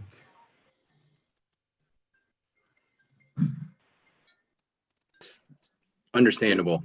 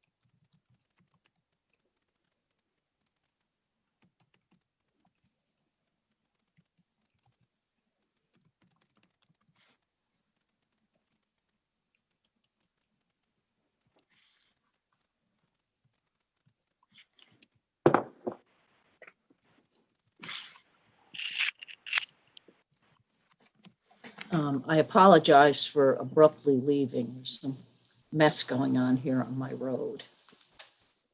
What's going on, Alice? Phil, could you take over for a moment, please? I'm trying to set up some appointment for an evaluation. Sure, just 1 second. Thank you. Alice, what's happening? Oh, just some things have sort of come to a head. There's a guy building a house off a road that my husband and I own the road. And some people have a right of way. And there's the guy who sold one house and he's got another lot and he's building it. He put in some road off of it, which he doesn't have a right of way on the road for. So I have to do this. all culminating in a mess. Okay, so picking up with S3, and I believe Eric Fitzpatrick is going to walk us through. Yes, that's right, Senator Brew. Fire at will. Okay, thank you. If Peggy's there, I'm going to try and share the document. And Peggy and I were working on this yesterday, and I hopefully have mastered this fine art, but the next few seconds will tell us if this is going to work or not. I should first just point out that introduce myself. This is Eric Fitzpatrick with the Office of Legislative Counsel, here to walk the committee through Senate Bill number 3. S3 is an act relating to competency to stand trial and insanity as a defense. And if that bill looks familiar to everybody, it should. It's S3 this year, but last year it was S183. You may recall that the committee spent quite a bit of time on it last year, and it passed your committee, the Senate Judiciary Committee, and it passed the full Senate as well. Then, as we all remember, the work of the legislature changed substantially when the emergency was declared as a result of the COVID-19 pandemic on March 13th of 2020.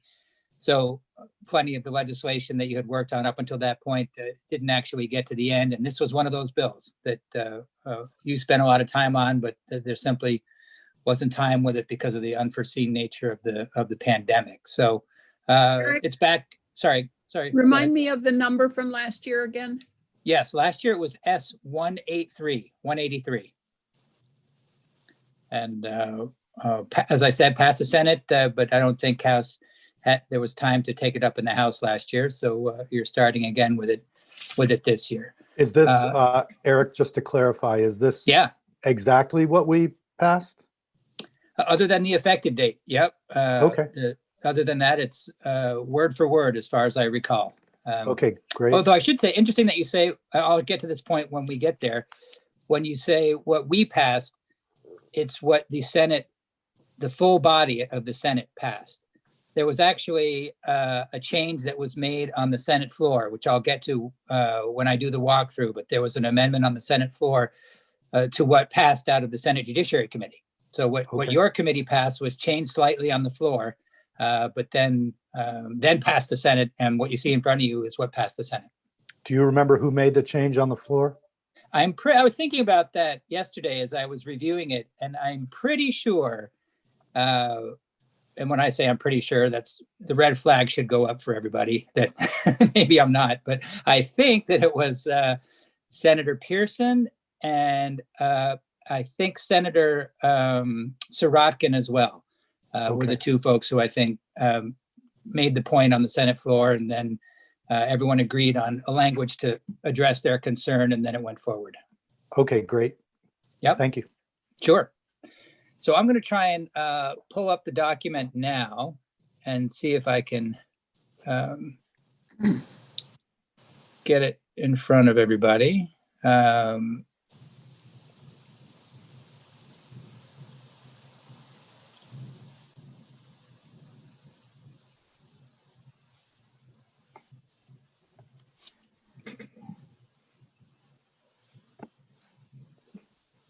Huh.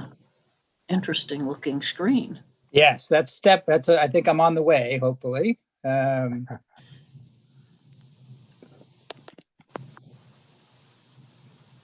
Okay. All right. Ah, Was I successful? yes. Yes. Oh, phew. All right. Well, good. All right. Well, I'm glad that you have the bill in front of you now and you can see it on your screens. As I mentioned, this is S3, an act relating to competency to stand trial and insanity as a defense. Just to sort of, I know that we spent a lot of time on this last year, but it's been a while since you looked at it. So just as a moment or two of background to understand what's going on here. This bill has to do with criminal proceedings that involve the defendant's sanity at the time an offense was committed, or the defendant's competency to stand trial for the criminal offense. And although those two concepts are certainly very much related in that they both deal with the mental health status of a defendant in connection with a criminal proceeding, they're also two different concepts, because when you're talking about defendants' sanity, you're really talking about their mental health status at the time the offense was committed. Whereas when you're talking about a defendant's competency to stand trial, you're talking about their mental health status at the time of the trial. And those are two different things. So with respect to the insanity defense, what that means is that a person is not guilty by reason of insanity. And again, that's a term of art that's been used for a long time. So I'm going to continue to use that term, although obviously it might not be the sort of language that we would use today. But a person is not guilty by reason of insanity if, as a result of a mental illness, they either can't understand that their conduct was criminal, or they are unable to conform their conduct with the requirements of the law. So at that precise moment that the offense is committed, they either cannot understand that their own conduct is criminal, or even if they do understand it, they don't have the ability to conform their conduct to what the law requires. On the other hand, when you're talking about competency to stand trial, that has to do with the defendant's mental health status at the time of the trial. And the question at that point is, the defendant would be found incompetent to stand trial if they are either unable to understand the criminal charges or unable to participate meaningfully in their own defense. So either you can't understand what the criminal charges are, or you're unable to participate in your own defense. And there's a huge consequence to a difference in consequences, I should say, to being either found not guilty by reason of insanity or incompetent to stand trial. As the phrase indicates, if you are insane at the time of the offense, then you are not guilty of the offense, and that is permanent. You cannot be recharged with that offense at all. So being found insane at the time of the offense is a complete bar to any further prosecution. On the other hand, if you're found incompetent to stand trial, well, that competency can be regained in the future through treatment, for example. A person could be treated and that competency could be regained. And in the future, they could be found competent to stand trial, and then they could be charged recharged with the offense. So you see, that's a big distinction, one of the primary distinctions in terms of the legal effect of the two findings. So there is quite a bit. The current law is very detailed and describes with a lot of specificity the procedures that are related to the insanity defense and competency to stand trial, the legal procedures, and that's what S3 concerns. It makes some amendments to the various legal procedures that are related to the insanity defense and to competency to stand trial. So that's the general background. I'm going to move forward with what are the specific proposals in S3 regarding changes to these proceedings, unless I can. And the thing I'm noticing here is that with the bill on the screen, I can't see anybody raising their hand. So if someone has a question, please feel free to interrupt me as I'm moving along, and I'll try to pause between topics so that there's an opportunity for people to ask questions. Does that seem like an okay way to proceed, Senator Brew? Senator Sears is back now. Oh, okay. Thank you. That's fine. And thank you for the patience, committee. And go right ahead. Okay, I've thanks. actually got my screen so I can see everybody because I've got a copy of the bill in front of me. So all right. I can, if somebody raises their hand or something, I might see them. I don't know. Oh, okay. Yeah, that'd be great. Please, if someone has a question, feel free to jump in and let me know. Yep. All right, thanks. So jumping right into section 1. Section 1 deals with this psychiatric examination that has to occur when the question of the defendant's sanity or competency is raised. So when the sanity or competency is raised, the court has to order that a psychiatric examination of the defendant take place. But if you look at the wording of the statute, and I'm looking at line 12 of page 2, I believe it is. Yes, line 12, page 2. You see the way the wording is phrased requires that the psychiatric examination that I just mentioned has to examine both in subdivision 1, the mental competency of the person, and that's line 12, the struck through word, and that's existing law. And the sanity of the person. However, as I just mentioned and as I just discussed, competency at the time of trial and sanity at the time of the offense are two different things. And it's not unusual for a defendant to raise competency or sanity, but not necessarily both.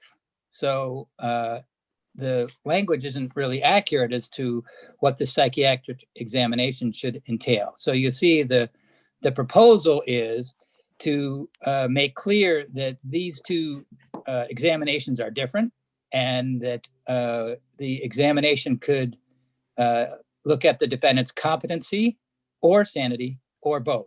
And you see that new language in line 10. So it's phrased differently to say the examination has to look at one or both of the following.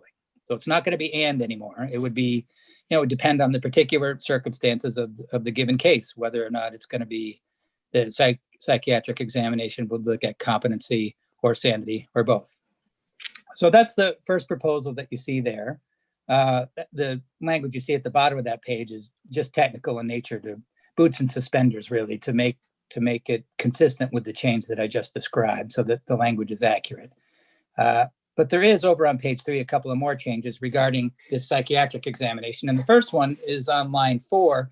You see, so this psychiatric examination takes place, and then there's a report generated. And that last sentence at the top of page 3 indicates who this report has to be sent to.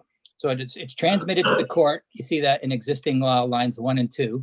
And then the court sends copies to the state's attorney and to the respondent's attorney. That's the person who was examined, if the respondent is represented by counsel. And this adds the Commissioner of Mental Health. Obviously, the Department of Mental Health is very much involved in proceedings when there's a psychiatric examination of a person involved in a criminal matter.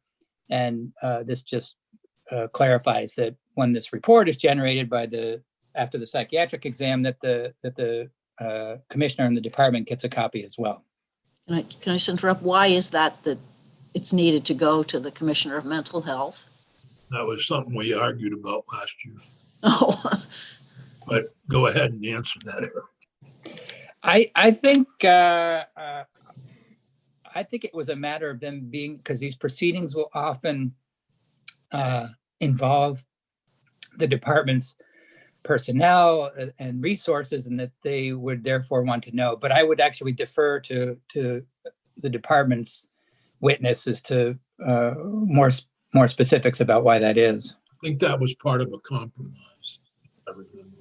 I may be wrong. My memory isn't always that great. I remember the discussions. Perhaps Morning Fox, when he testified, okay. remind us of why we did it. Okay. Okay. So this next subdivision 2, continuing on with the subject of the report. Remember, I just mentioned there's a proposal to make a change earlier on so that this examination won't necessarily involve both competency and sanity, but this paragraph involves situations in which it does. So let's say that the report examines that the psychiatrist or psychologist is asked to provide opinions on both competency and sanity. And this subdivision addresses that situation. You see line 7 or 8. First thing it says is, okay, those opinions are going to be presented in separate reports and addressed separately by the court. So these two separate issues are going to be addressed in separate reports. And secondly, the second sentence is this idea that if that's the case, that both sanity and competency are going to be examined, then the examination of the person's sanity only takes place, it's only undertaken if the psychiatrist or psychologist is able to form an opinion that the person is competent to stand trial. If you sort of think about that logistically, it makes some sense, because if the initial examination finds that the person is incompetent to stand trial, then the trial is not going to happen. It's not going to go forward. So there would be no reason at that point in time for there to be an opinion about the person's sanity. You know, it may be that the person will never regain competence and the trial will never happen, so that the time and resources that would be involved in the sanity examination wouldn't be necessary. On the other hand, if they find that the person is competent and there's going to be a question of the person's sanity at trial raised as well, well, then it would make sense to go ahead with the examination of the person's sanity at the time of the offense, because the trial is going to proceed and the person is going to be raising that defense. So that's why that, I think, is clarified, that there's no reason to do both examinations until the person is found competent. Does that make sense to folks? If so, we can move on to the next section. Alice again. It does make sense, but in terms of a lawyer representing the person who might be insane, maybe they would want to get that done so that the issue wouldn't come up again for the person.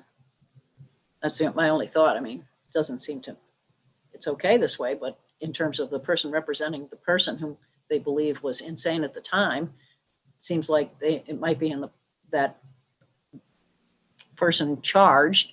The lawyer might want them found insane so the case couldn't come up again in later years. Yeah, that's a good point, Senator Nitka. And I think you're going to have some testimony from Jack McCullough and others who represent those defendants. And so it might be that'd be a good question to ask and see if this sort of process that's laid out here is one that makes good sense. Okay, thanks. Mm-hmm. So moving on to section 2. So now we're sort of addressing a different stage in the proceedings. So again, we just talked about how when sanity and competency are raised, a psychiatric report has to be conducted. And the stage the proceedings we're at now is that, well, let's assume that the report finds and the court finds as well that the person is either incompetent to stand trial or was insane at the time of the offense. If that happens, if the court, if one of those two findings is made, then the next question that comes up is, well, should the person be committed to the Department of Mental Health for treatment? And that question turns on the issue, which is a language that this committee, I'm sure, is very familiar with, is whether the person is a danger to themselves or others. And if you're found to be a danger to yourself or others, then you would be committed to the Department of Mental Health for treatment after having been found either incompetent or not sane at the time of the crime. So the way the current law exists is that the court has to have this hearing to determine whether or not you are a danger to yourself or others. So that's the formal hearing in court in order to reach that conclusion and decide whether or not you should be committed to the Department of Mental Health. And at that hearing, under current law, the defendant is continues to be represented by their criminal defense counsel. But as I just described, the proceeding at that time is no longer, it's not a criminal proceeding anymore. You're not deciding whether or not the person has committed the crime or not, or whether the person is guilty or not. The issue at that hearing is the person a danger to themselves or others? It's a hearing about the mental health status of the defendant. So given that, the proposal here in subsection B is that the person is going to be entitled to have counsel appointed by legal aid, by Vermont Legal Aid, to represent the person, since this, again, is more of a mental health proceeding at that point than it is a criminal defense one. And you'll see that language on lines 12 and 13 of page 4 here, which is where we are. So if the person's found incompetent or insane at the time of trial, then starting on line 12, the person shall be entitled to have counsel appointed from Vermont Legal Aid to represent the person. This brings up the floor amendment that I mentioned at the beginning of my testimony. So as the bill, as S-183 last year, as that passed out of Senate Judiciary, on line 12, the language read, the person shall, and it did not contain the words be entitled to. The person shall have counsel appointed from Vermont Legal Aid to represent the person. Now, you may recall that the discussion, when this came out onto the Senate floor last year, there was a discussion of whether, well, what if the person wanted to have their criminal defense counsel continue to represent them? Would the language as written, and as I say, it said at the time, the person shall have counsel appointed from Vermont Legal Aid, would that language prohibit the person from choosing to continue to be represented by their criminal defense attorney? And so there was some discussion about that. And I think to address that concern, the words be entitled to were inserted. So that way, you provide the person with the option. They can have their criminal defense attorney continue to represent them, or they can have counsel appointed from legal aid. And that was the way the amendment was made, and that was the way the bill passed the Senate last year. The second sentence is a similar issue that we mentioned earlier, that the Department of Mental Health is very much involved in these proceedings, given that in this case in particular, at this stage, I should say in particular, the question is whether the person is going to be committed to the custody of the Department of Mental Health. So this makes clear that the department is entitled to appear and call witnesses and be represented by the Office of the Attorney General at that proceeding.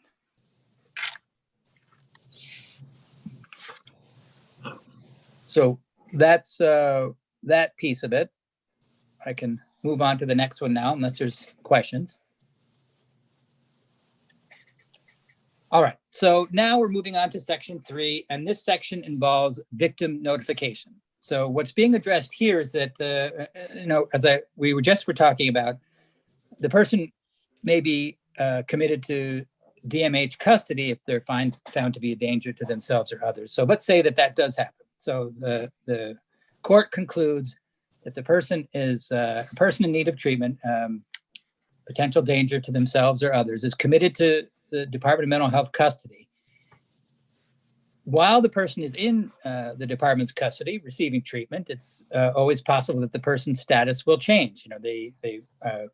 Treatment may be successful. The person could be discharged from department custody. The person could be discharged from a secure mental health facility. There could be these changes in the person's treatment status at that time, but there's no mechanism currently in statute for victims to be notified when that happens, for when the person might be discharged from custody completely, or they might be discharged from a secure mental health facility that a victim doesn't find out. You'll see that I'm just going to look at existing law for a second here.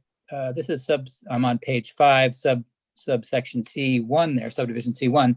You'll see there is a provision made for the state's attorney to be notified when a person is discharged. I'm on lines 10 through 15.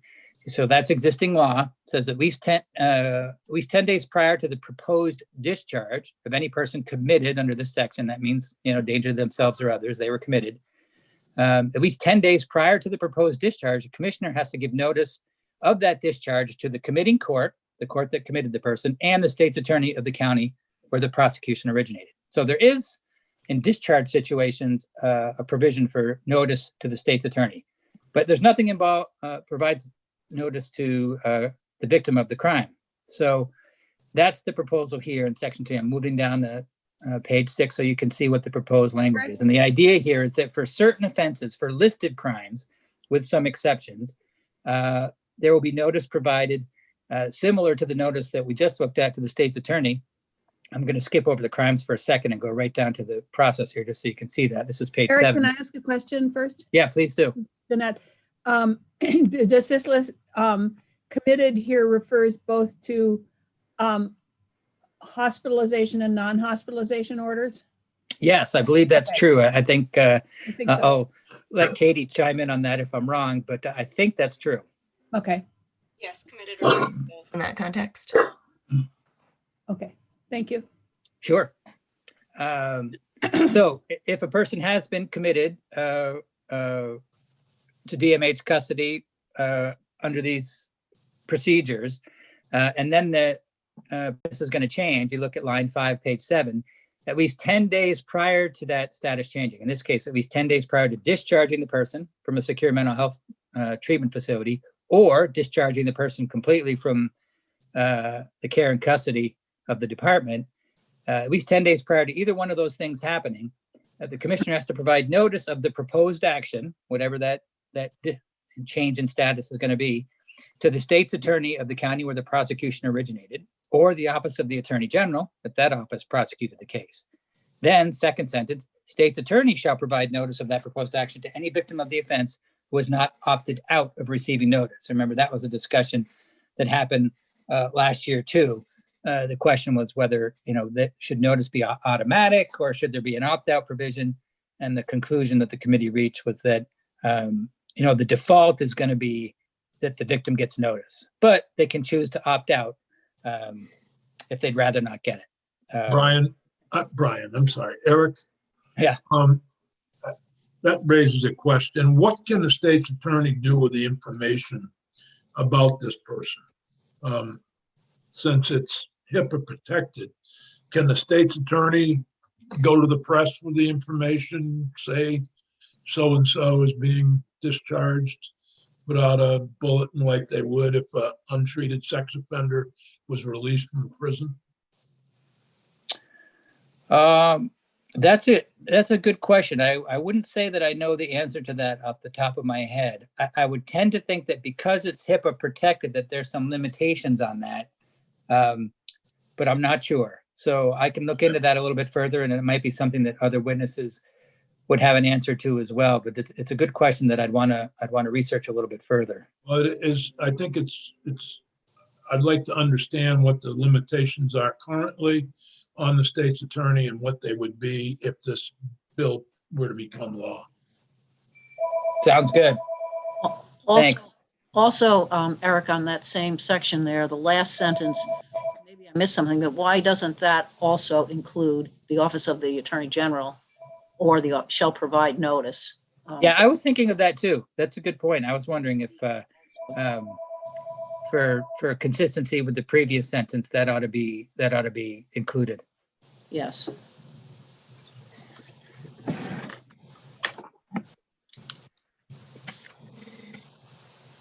So just the last bit about this,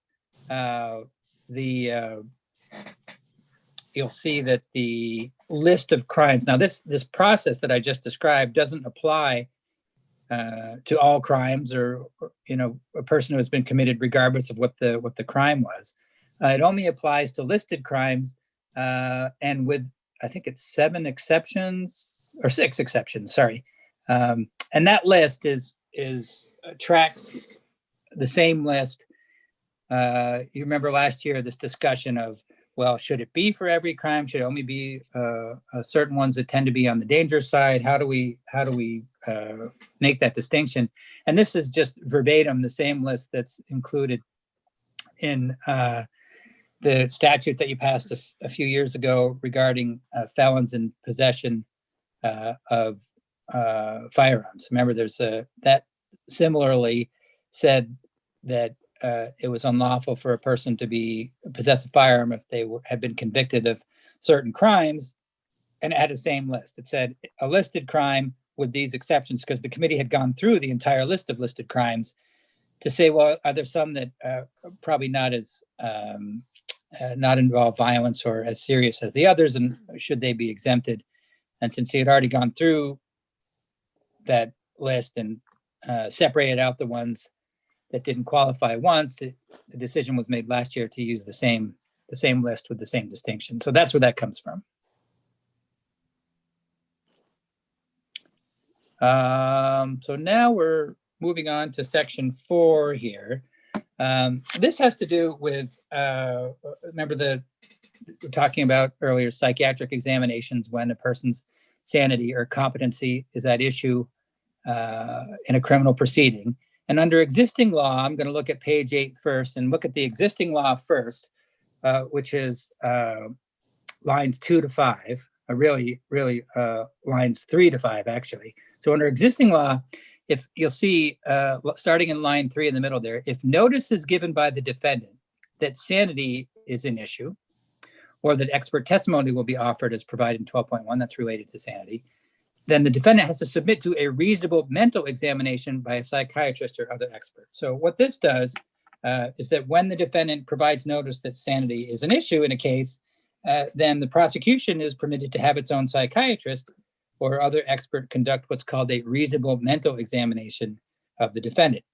However, the rule doesn't address the issue. Remember, we talked about how competency to stand trial is different than sanity at the time of the offense. And this rule doesn't address the competency issue. So it doesn't permit the prosecution to conduct its own examination when the issue is competency rather than sanity. And that conclusion was reaffirmed by a Vermont Supreme Court decision called State v. Sharrow, which held that as a matter of statutory interpretation, there was no ability of the state to have this psychiatric examination in a competency case like there was in a sanity case, because essentially the statute did not provide for it. So what this does is it adds, you'll see the new language in subdivision J does exactly that. It does add the circumstance of the competency to the ability of the prosecution to get this reasonable mental examination by a psychiatrist when there's a competency finding by the court that the defendant is not incompetent to stand trial. So it kind of makes that consistent with the sanity situation in which the prosecution can get its own examination. I should mention here, just so that the committee's aware, that that case that I described, State v. Sharrow, although it did turn on an interpretation of the statute, there's also some discussion of constitutional issues there, and there's certainly an implication that it's possible that there might be a constitutional argument against this as well. And I think, as the committee may remember from last year, I think the Attorney General's office and the Defender General's office had different points of view on whether or not there was a constitutional issue with this language. I think it's one of those situations where reasonable minds can certainly differ, but I just wanted to point that out to the committee so that it wouldn't be a surprise if when a case is brought to challenge this, that certainly could happen, and it's ultimately a decision that the court's going to have to make, but I want to at least note that. Eric? Yeah. Can you remind me what the constitutional issue would have been? I think it was in connection with the defendant's due process rights to not necessarily have be subject to these multiple examinations arising out of the same case. Okay, thank you.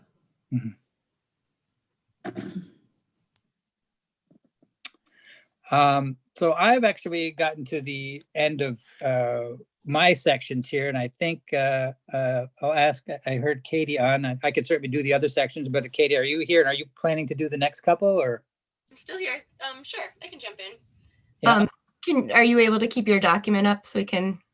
Yeah, Are I was you- thinking I could page through it as, Perfect. just tell me That where works. you want me to go. Okay, perfect. Thank you.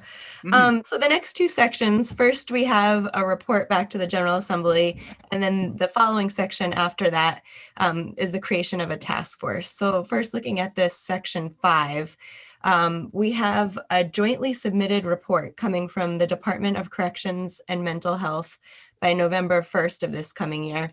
And the report is both an inventory and evaluation of mental health services that are provided by the entity that the Department of Corrections contracts with for healthcare services. And if you look down, let's see, beginning on line 17, it lists specifically what's going to be in this evaluation, a comparison as to how the type, frequency, and timeliness of mental health services provided in a correctional setting differ from those available in the community. The second part of the evaluation is to address how the MOU that was executed by the Department of Corrections and the Department of Mental Health impact the services that are provided by the entity with whom DOC contracts for healthcare services. So that's the first section. The next section, section 6, is the creation of a working group. And that would be created by August 1st of this year by DMH. And it's there. Paragraph A lists quite a lengthy group of stakeholders. And as you'll notice on line 6, the language is including as appropriate. So including doesn't limit the fact that there might be additional stakeholders that could be part of this working group that aren't identified by this piece of legislation. So listed stakeholders include the Department of Corrections, the Department of State's Attorneys and Sheriffs, the Office of the Attorney General, the Office of the Defender General, Director of Healthcare Reform, Department of Buildings and General Services, a representative appointed by Vermont Care Partners, Eric, could you go back up? Oh, sorry. Nope, that's okay. There we are, yeah. Yep, thank you. The Mental Healthcare Ombudsman, VOS, Vermont Association of Hospitals and Healthcare, a person with a lived experience of mental illness, and any other interested party that's permitted by the commissioner. And then we have the requirements for what this task force is going to be looking at. So first, the task force is going to be identifying gaps in the current mental health and criminal justice system structure, opportunities to improve public safety and the coordination of treatment for individuals incompetent to stand trial or who are adjudicated not guilty by reason of insanity. Goes on to say that the work group is to review competency restoration models used in other states and explore models used in other states that balance treatment and public safety risks posed by individuals found not guilty by reason of insanity.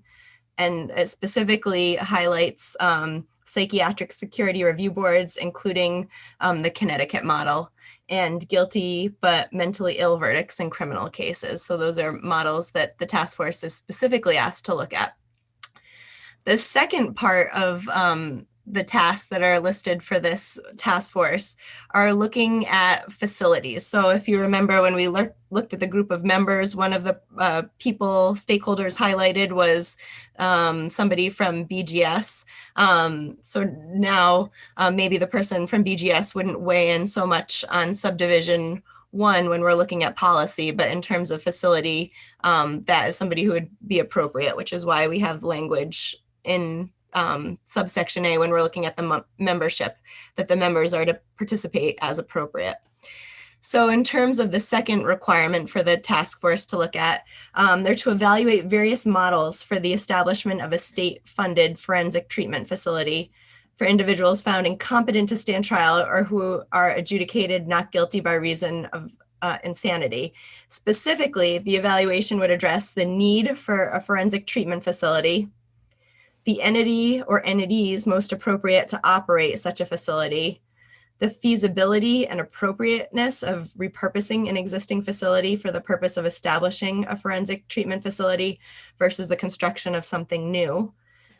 In subdivision D, the number of beds needed in a forensic treatment facility and the impact that repurposing an existing mental health treatment facility would have on the availability of beds for persons seeking treatment in the community or through civil commitment.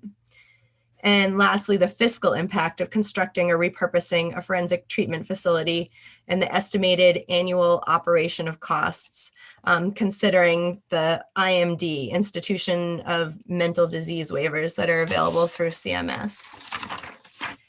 This report coming from the task force would be required to be submitted by November 1st of this coming year with findings and recommendations to Joint Justice Oversight. And the report is to include proposed draft legislation if legislation is identified as necessary by the task force. Then lastly, we have the effective date, July 1, 2021.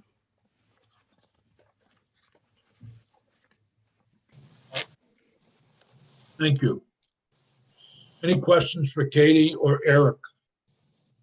I have one request, and I think it would be for everybody on the committee. Peggy or Eric or Katie, is there any way to retrieve the information that we had from last year's bill? And I'm going to ask for the same thing on the expungement bill.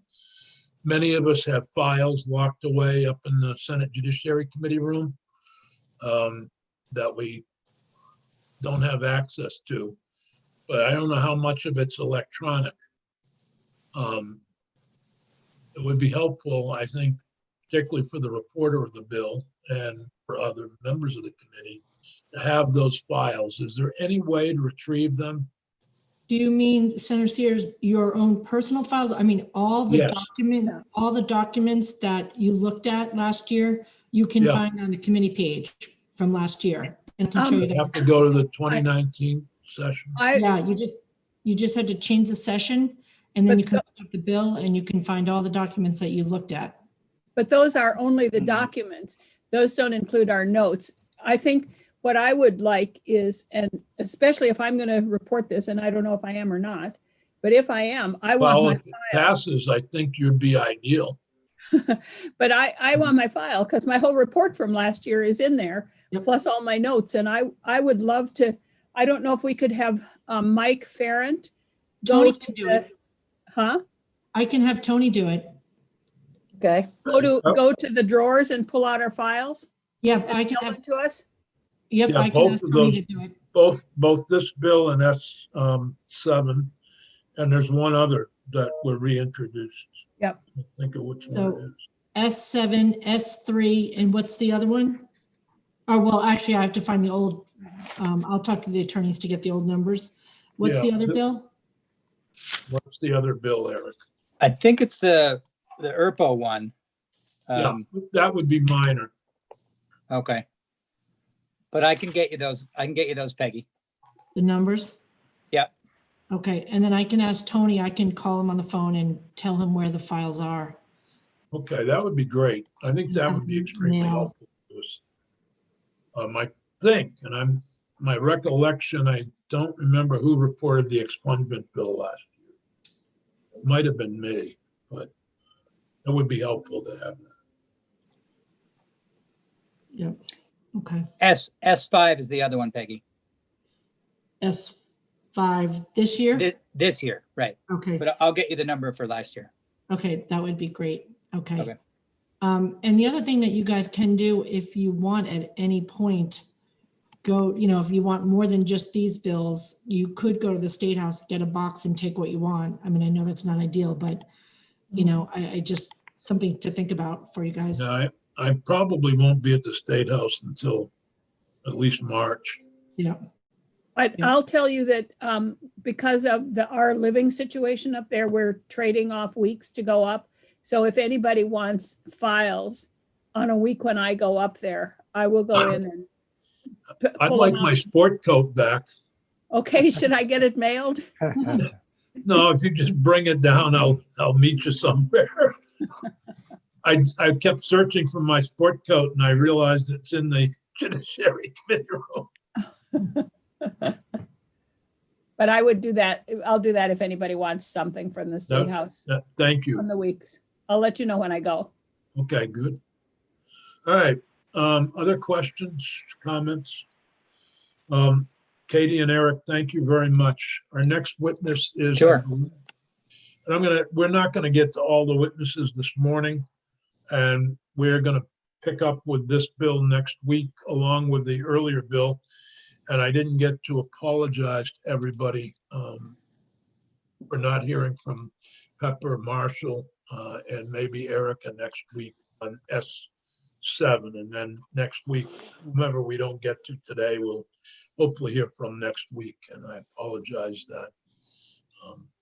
about that, but Zooming is so much fun for all of us to try to get through.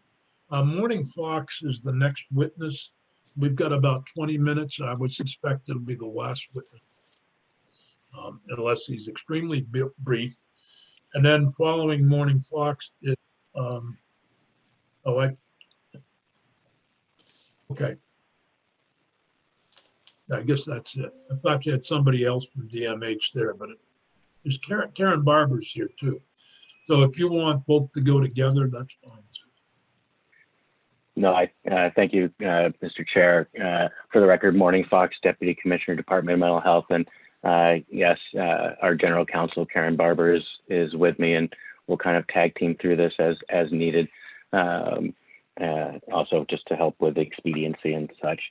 So I did want to just start with kind of connecting with some of Eric's comments earlier, and the fact that this is a bill that's a revived bill from last year, from S183.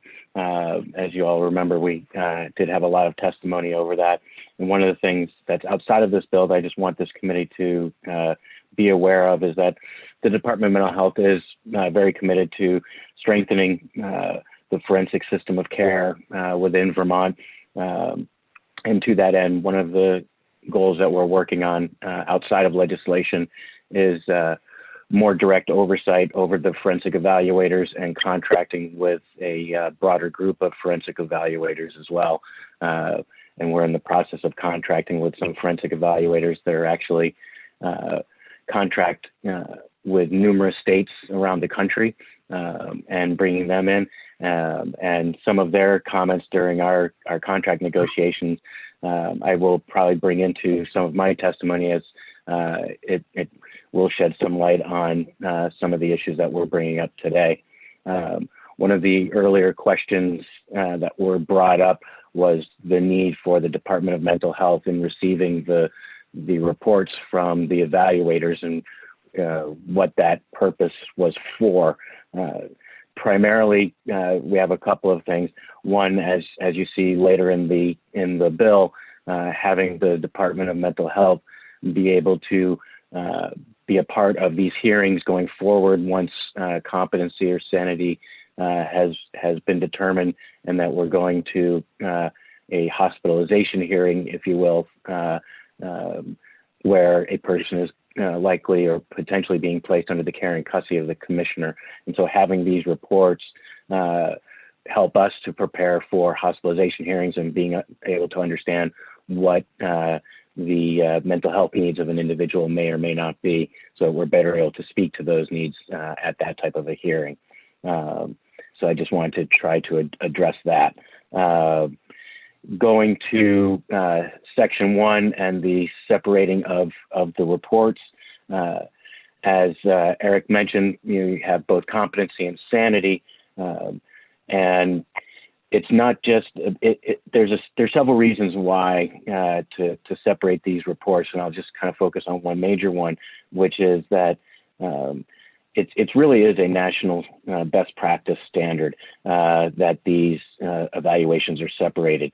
When you're evaluating someone for competency and also their sanity, if a person is if an evaluator's opinion is that the person is not competent, then it is hard to really imagine, and this is feedback we also received from professionals, including what this organization that we're looking at contracting with that does forensic evaluations throughout the country, is that if a person is not competent, then it does not really make clinical sense to be evaluating their sanity and their ability to participate in an evaluation around their sanity at the time of the alleged event. And so that is the primary reason for being able to separate these issues. I do appreciate the defense attorney's desire maybe to have that sanity piece to be able to use that as a defense, but as long as the person is found incompetent, they're not able to move forward with that defense in any way, shape, or form, because the person is not found competent to stand trial. And so there's going to be no further testimony and moving forward in that case until that defendant is found competent. And so separating these reports, once a person has been found competent, then they can fully participate in that evaluation with the evaluator, with the forensic evaluator, to determine their sanity at the time of the alleged offense. Moving on to Section 2, we're also in support of the language here that would provide the provision for legal aid to represent the individual who's being charged with alleged offenses. And we're also in support of the Department of Mental Health being entitled to appear and call witnesses at the proceeding.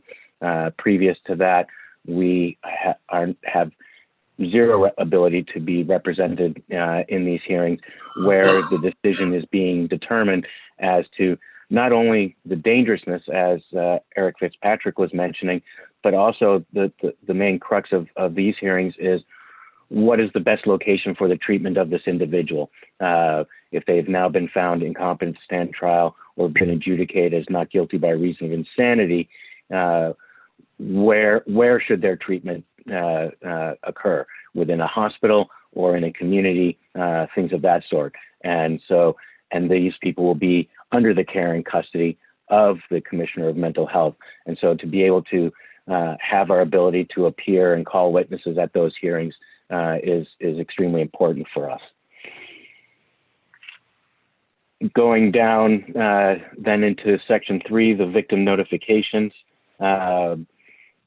We are also, as testified last year, in support of the 10-day notice to the state's attorneys so that they can provide notification to the victims.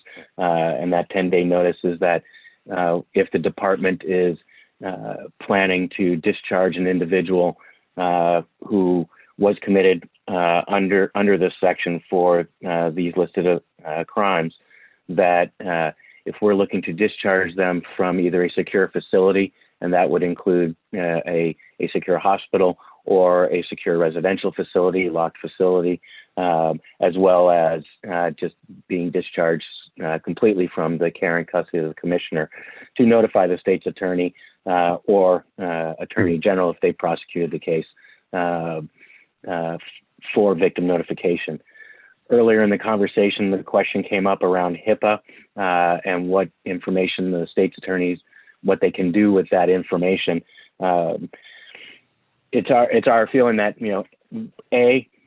state's attorneys are not bound. They're not as someone like myself, as a mental health practitioner, bound by HIPAA. So it's protected health information. But a state's attorney or you, Senator Sears, or something of that sort, are not bound by those constraints, not being a healthcare provider, if you will. However, we feel that the language to be tweaked, that the intent of our ability to give this information to the state's attorney that we intend to discharge someone is for victim notification. And so I think our position would be is that somehow to be able to tweak that language or somehow clarify that the intent behind this notification to the state's attorney or attorney generals, depending on who prosecuted the case, is that the intent for them receiving that information is so that victims can be notified. That's how this came into this piece of legislation, was out of concern from state's attorneys, victim advocates, and others that when people are committed to the care and custody of the commissioner and time has gone by, that I've heard state's attorneys describe it as it's a black hole and we just don't know when someone is discharged and victims are unaware, et cetera. And so we agree, we think that in these kind of circumstances, being able to have victim notification is a good thing, that they should have that right and have that understanding, because we are protected. Yes, sir.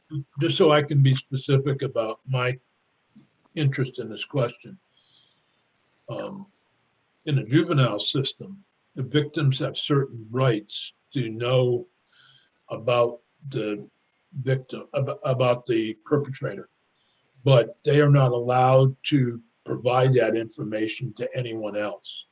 So it's against the law for them. It's a violation of the law for them to go and talk to a reporter about how frustrated they are that Johnny Jones, is in a group home and not locked away at the Sununu Center. That's the genesis of my question about what can that victim or the public do with that information. I mean, I'll let Karen speak to that a little bit as well, but it might be my understanding that at least as it's currently written, I guess my concern would be is that state's attorneys or the victim could do anything with that information. And so, is that a good thing? If there was, I think a question that we need to resolve at some point. I would say that from the department's perspective, no, I don't think that's a good thing. We're talking about someone whose mental illness had an influence into their behaviors. If they've been adjudicated as not guilty by reason of insanity, they were never convicted of a crime. And I think, as this committee and others know, there's a lot of stigma and bias already within our culture towards individuals with mental illnesses. And I would be concerned that just kind of having a free-for-all with that information could become dangerous for the person that we're possibly discharging. Yeah, I'm just. And for the record, Karen Barber, General Counsel for the Department of Mental Health. I note a couple things. One is that this is really limited to the fact that someone is being either discharged from a secure facility or discharged from our custody. It is not providing information about where that person is going. So it's really limited. Kind of going back to the question about what they can do. So HIPAA applies to covered entities, and I'm sure Eric can go more into depth about who's a covered entity and what does that mean under federal law. But AHS as a whole is a covered entity, which is why HIPAA applies to DMH and our healthcare provider. It wouldn't apply to the state's attorneys. That doesn't necessarily mean that there may not be some other limitations that I may not be familiar with. But I think, as Fox said, I think we would have concerns with, some of these folks, remember, they could have just been found not competent to stand trial. So they were not necessarily adjudicated and found guilty of a crime. So I think we just need to be really careful about what kind of information may or may not get out about folks that clearly have, very challenging mental health issues that they were receiving treatment for. And so the Department of Mental Health is, of course, concerned with, protecting folks while also acknowledging that, victims have a right to understand if someone may not be any longer in a secure setting. Well, that's part of the impetus of the bill, was to provide some victim notification to the fact that somebody was discharged or is being discharged. But thank you. I interrupted your testimony. That's okay. And just so continuing on to section 4, I will just briefly, because I have a feeling we'll probably be talking about this more, that the evaluation by psychiatrists or other expert when court order examiner reports that defendant is not competent to stand trial. We're in support of that. I remember the testimony fairly well from last year, and remember Defender General Matt Valerio bringing up the potential constitutionality issues with that, and that how that may or may not play out going forward. But I think it's an important piece to really make sure that all parties have the best available information possible to make an informed decision going forward. So Section 5, the assessment with corrections. Department of Mental Health, we already work very closely with Department of Corrections. As it mentions in here, we have an MOU, and so being able to discuss and evaluate how that is operated and functioned, as well as looking at the mental health treatment system, if you will, within Department of Corrections. More than happy to continue engagement with Department of Corrections to further evaluate their system, what the gaps are, and how those could be mitigated. And then finally, in Section 6, the Forensic Care Working Group. Bucks. Yes.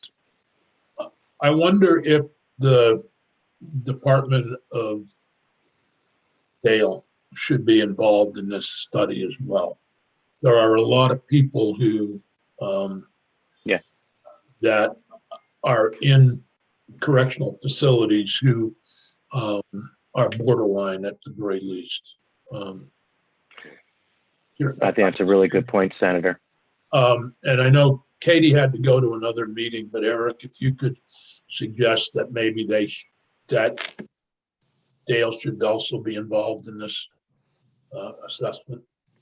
Yes, absolutely, will do. Go ahead. I'm sorry for interrupting. Sure. No, you're exactly right, Senator. In that, there are folks with either developmental or traumatic brain injuries or other things that are within corrections, and so I can understand that logic. Going into the Forensic Care Working Group, I have testified numerous times throughout the years around the development of a forensic system of care within our state, and the reality that we do not have a forensic system of care in our state. And so I look forward to being able to participate in this working group to identify gaps in the system. I think it's incredibly important for us to look at competency restoration programs. Again, I'll come back to the organization that we are in the process of contracting with that does forensic evaluations with numerous states throughout the country. As part of our discussions with them came up that asked about competency restoration and how that occurs here in our state. We informed them that we don't have a competency restoration program, and that they were quite taken back by that. And these are folks who work in numerous states. And I think it's really important for us to be able to balance the treatment needs of individuals as well as the needs of public safety. And so I think we need to not only look at competency restoration, but we need to look at how we balance those safety pieces. And so looking at how other states do competency restoration, looking at things like guilty but mentally ill, or and how that operates, or looking at things like psychiatric security review boards that a handful of states, or at least 2 states, have developed, and looking at those things to see what will work here in Vermont. I think that's an important piece. So I think that's an important thing. And then going into looking at facilities and forensic facilities, again, that is something I've testified on as far as our need for. And there are numerous models throughout the country, and Vermont is a significant outlier in that we do not have a forensic facility. We do not have a designated place for people who have gone through the criminal justice system and are in need of a secure facility. We currently are using our hospitals, general hospitals or the Vermont Psychiatric Care Hospital for those purposes. And on every day, we run the risk of losing our federal funding for the Vermont Psychiatric Care Hospital or things of that sort, because the federal funding mandates us that individuals who are in those hospitals have to be receiving active treatment and cannot be held there solely for the purpose of public safety. And so when we start talking about people who have committed significant crimes and we're trying to balance treatment needs and public safety, we struggle with the public safety part right now. And I think people are aware of different situations that have occurred over the last several years where public safety concerns were raised as a result of discharges and such like that. But it's something that we cannot avoid without looking at how this really functions and what type of facilities we have. Many states have, almost every state has a forensic facility. The difference is how they're operated. Some are functions under the Department of Mental Health, some are functions under the Department of Corrections, some are jointly operated. And I think it's important for us to look at those different models and come back to the legislature with a report to express, here's what we think would work best for the state. I agree, and I think there's a lot of, and this takes in Senator Benning's committee on institutions as well, as the state is, looking for replacements for Woodside's gone, but what happens there? There should be some consideration to that use, but also as it looks for a new women's prison, should there also be, construction of some kind of a forensic facilities? Sure. I'm not trying to mix the two together. Okay. Make that clear to anybody who's listening. Senator White. So in speaking about the forensics population, one of the things that I have always understood is that we have not very many on any given day people in that category. And it always astounds me that we are completely unwilling, I believe, to look at New Hampshire, because what my understanding is that they have at one time anyway, I had thought when I was on institutions and was dealing with the mental health facilities, that New Hampshire had a pretty good program. And it always astounds me that we think of that New Hampshire is so far away that we can't put people out of state, but actually New Hampshire is closer to me than Montpelier is. So I just urge us to not look only at what we might have in state, but how we might collaborate with other people. Nope, that's fair. I appreciate that.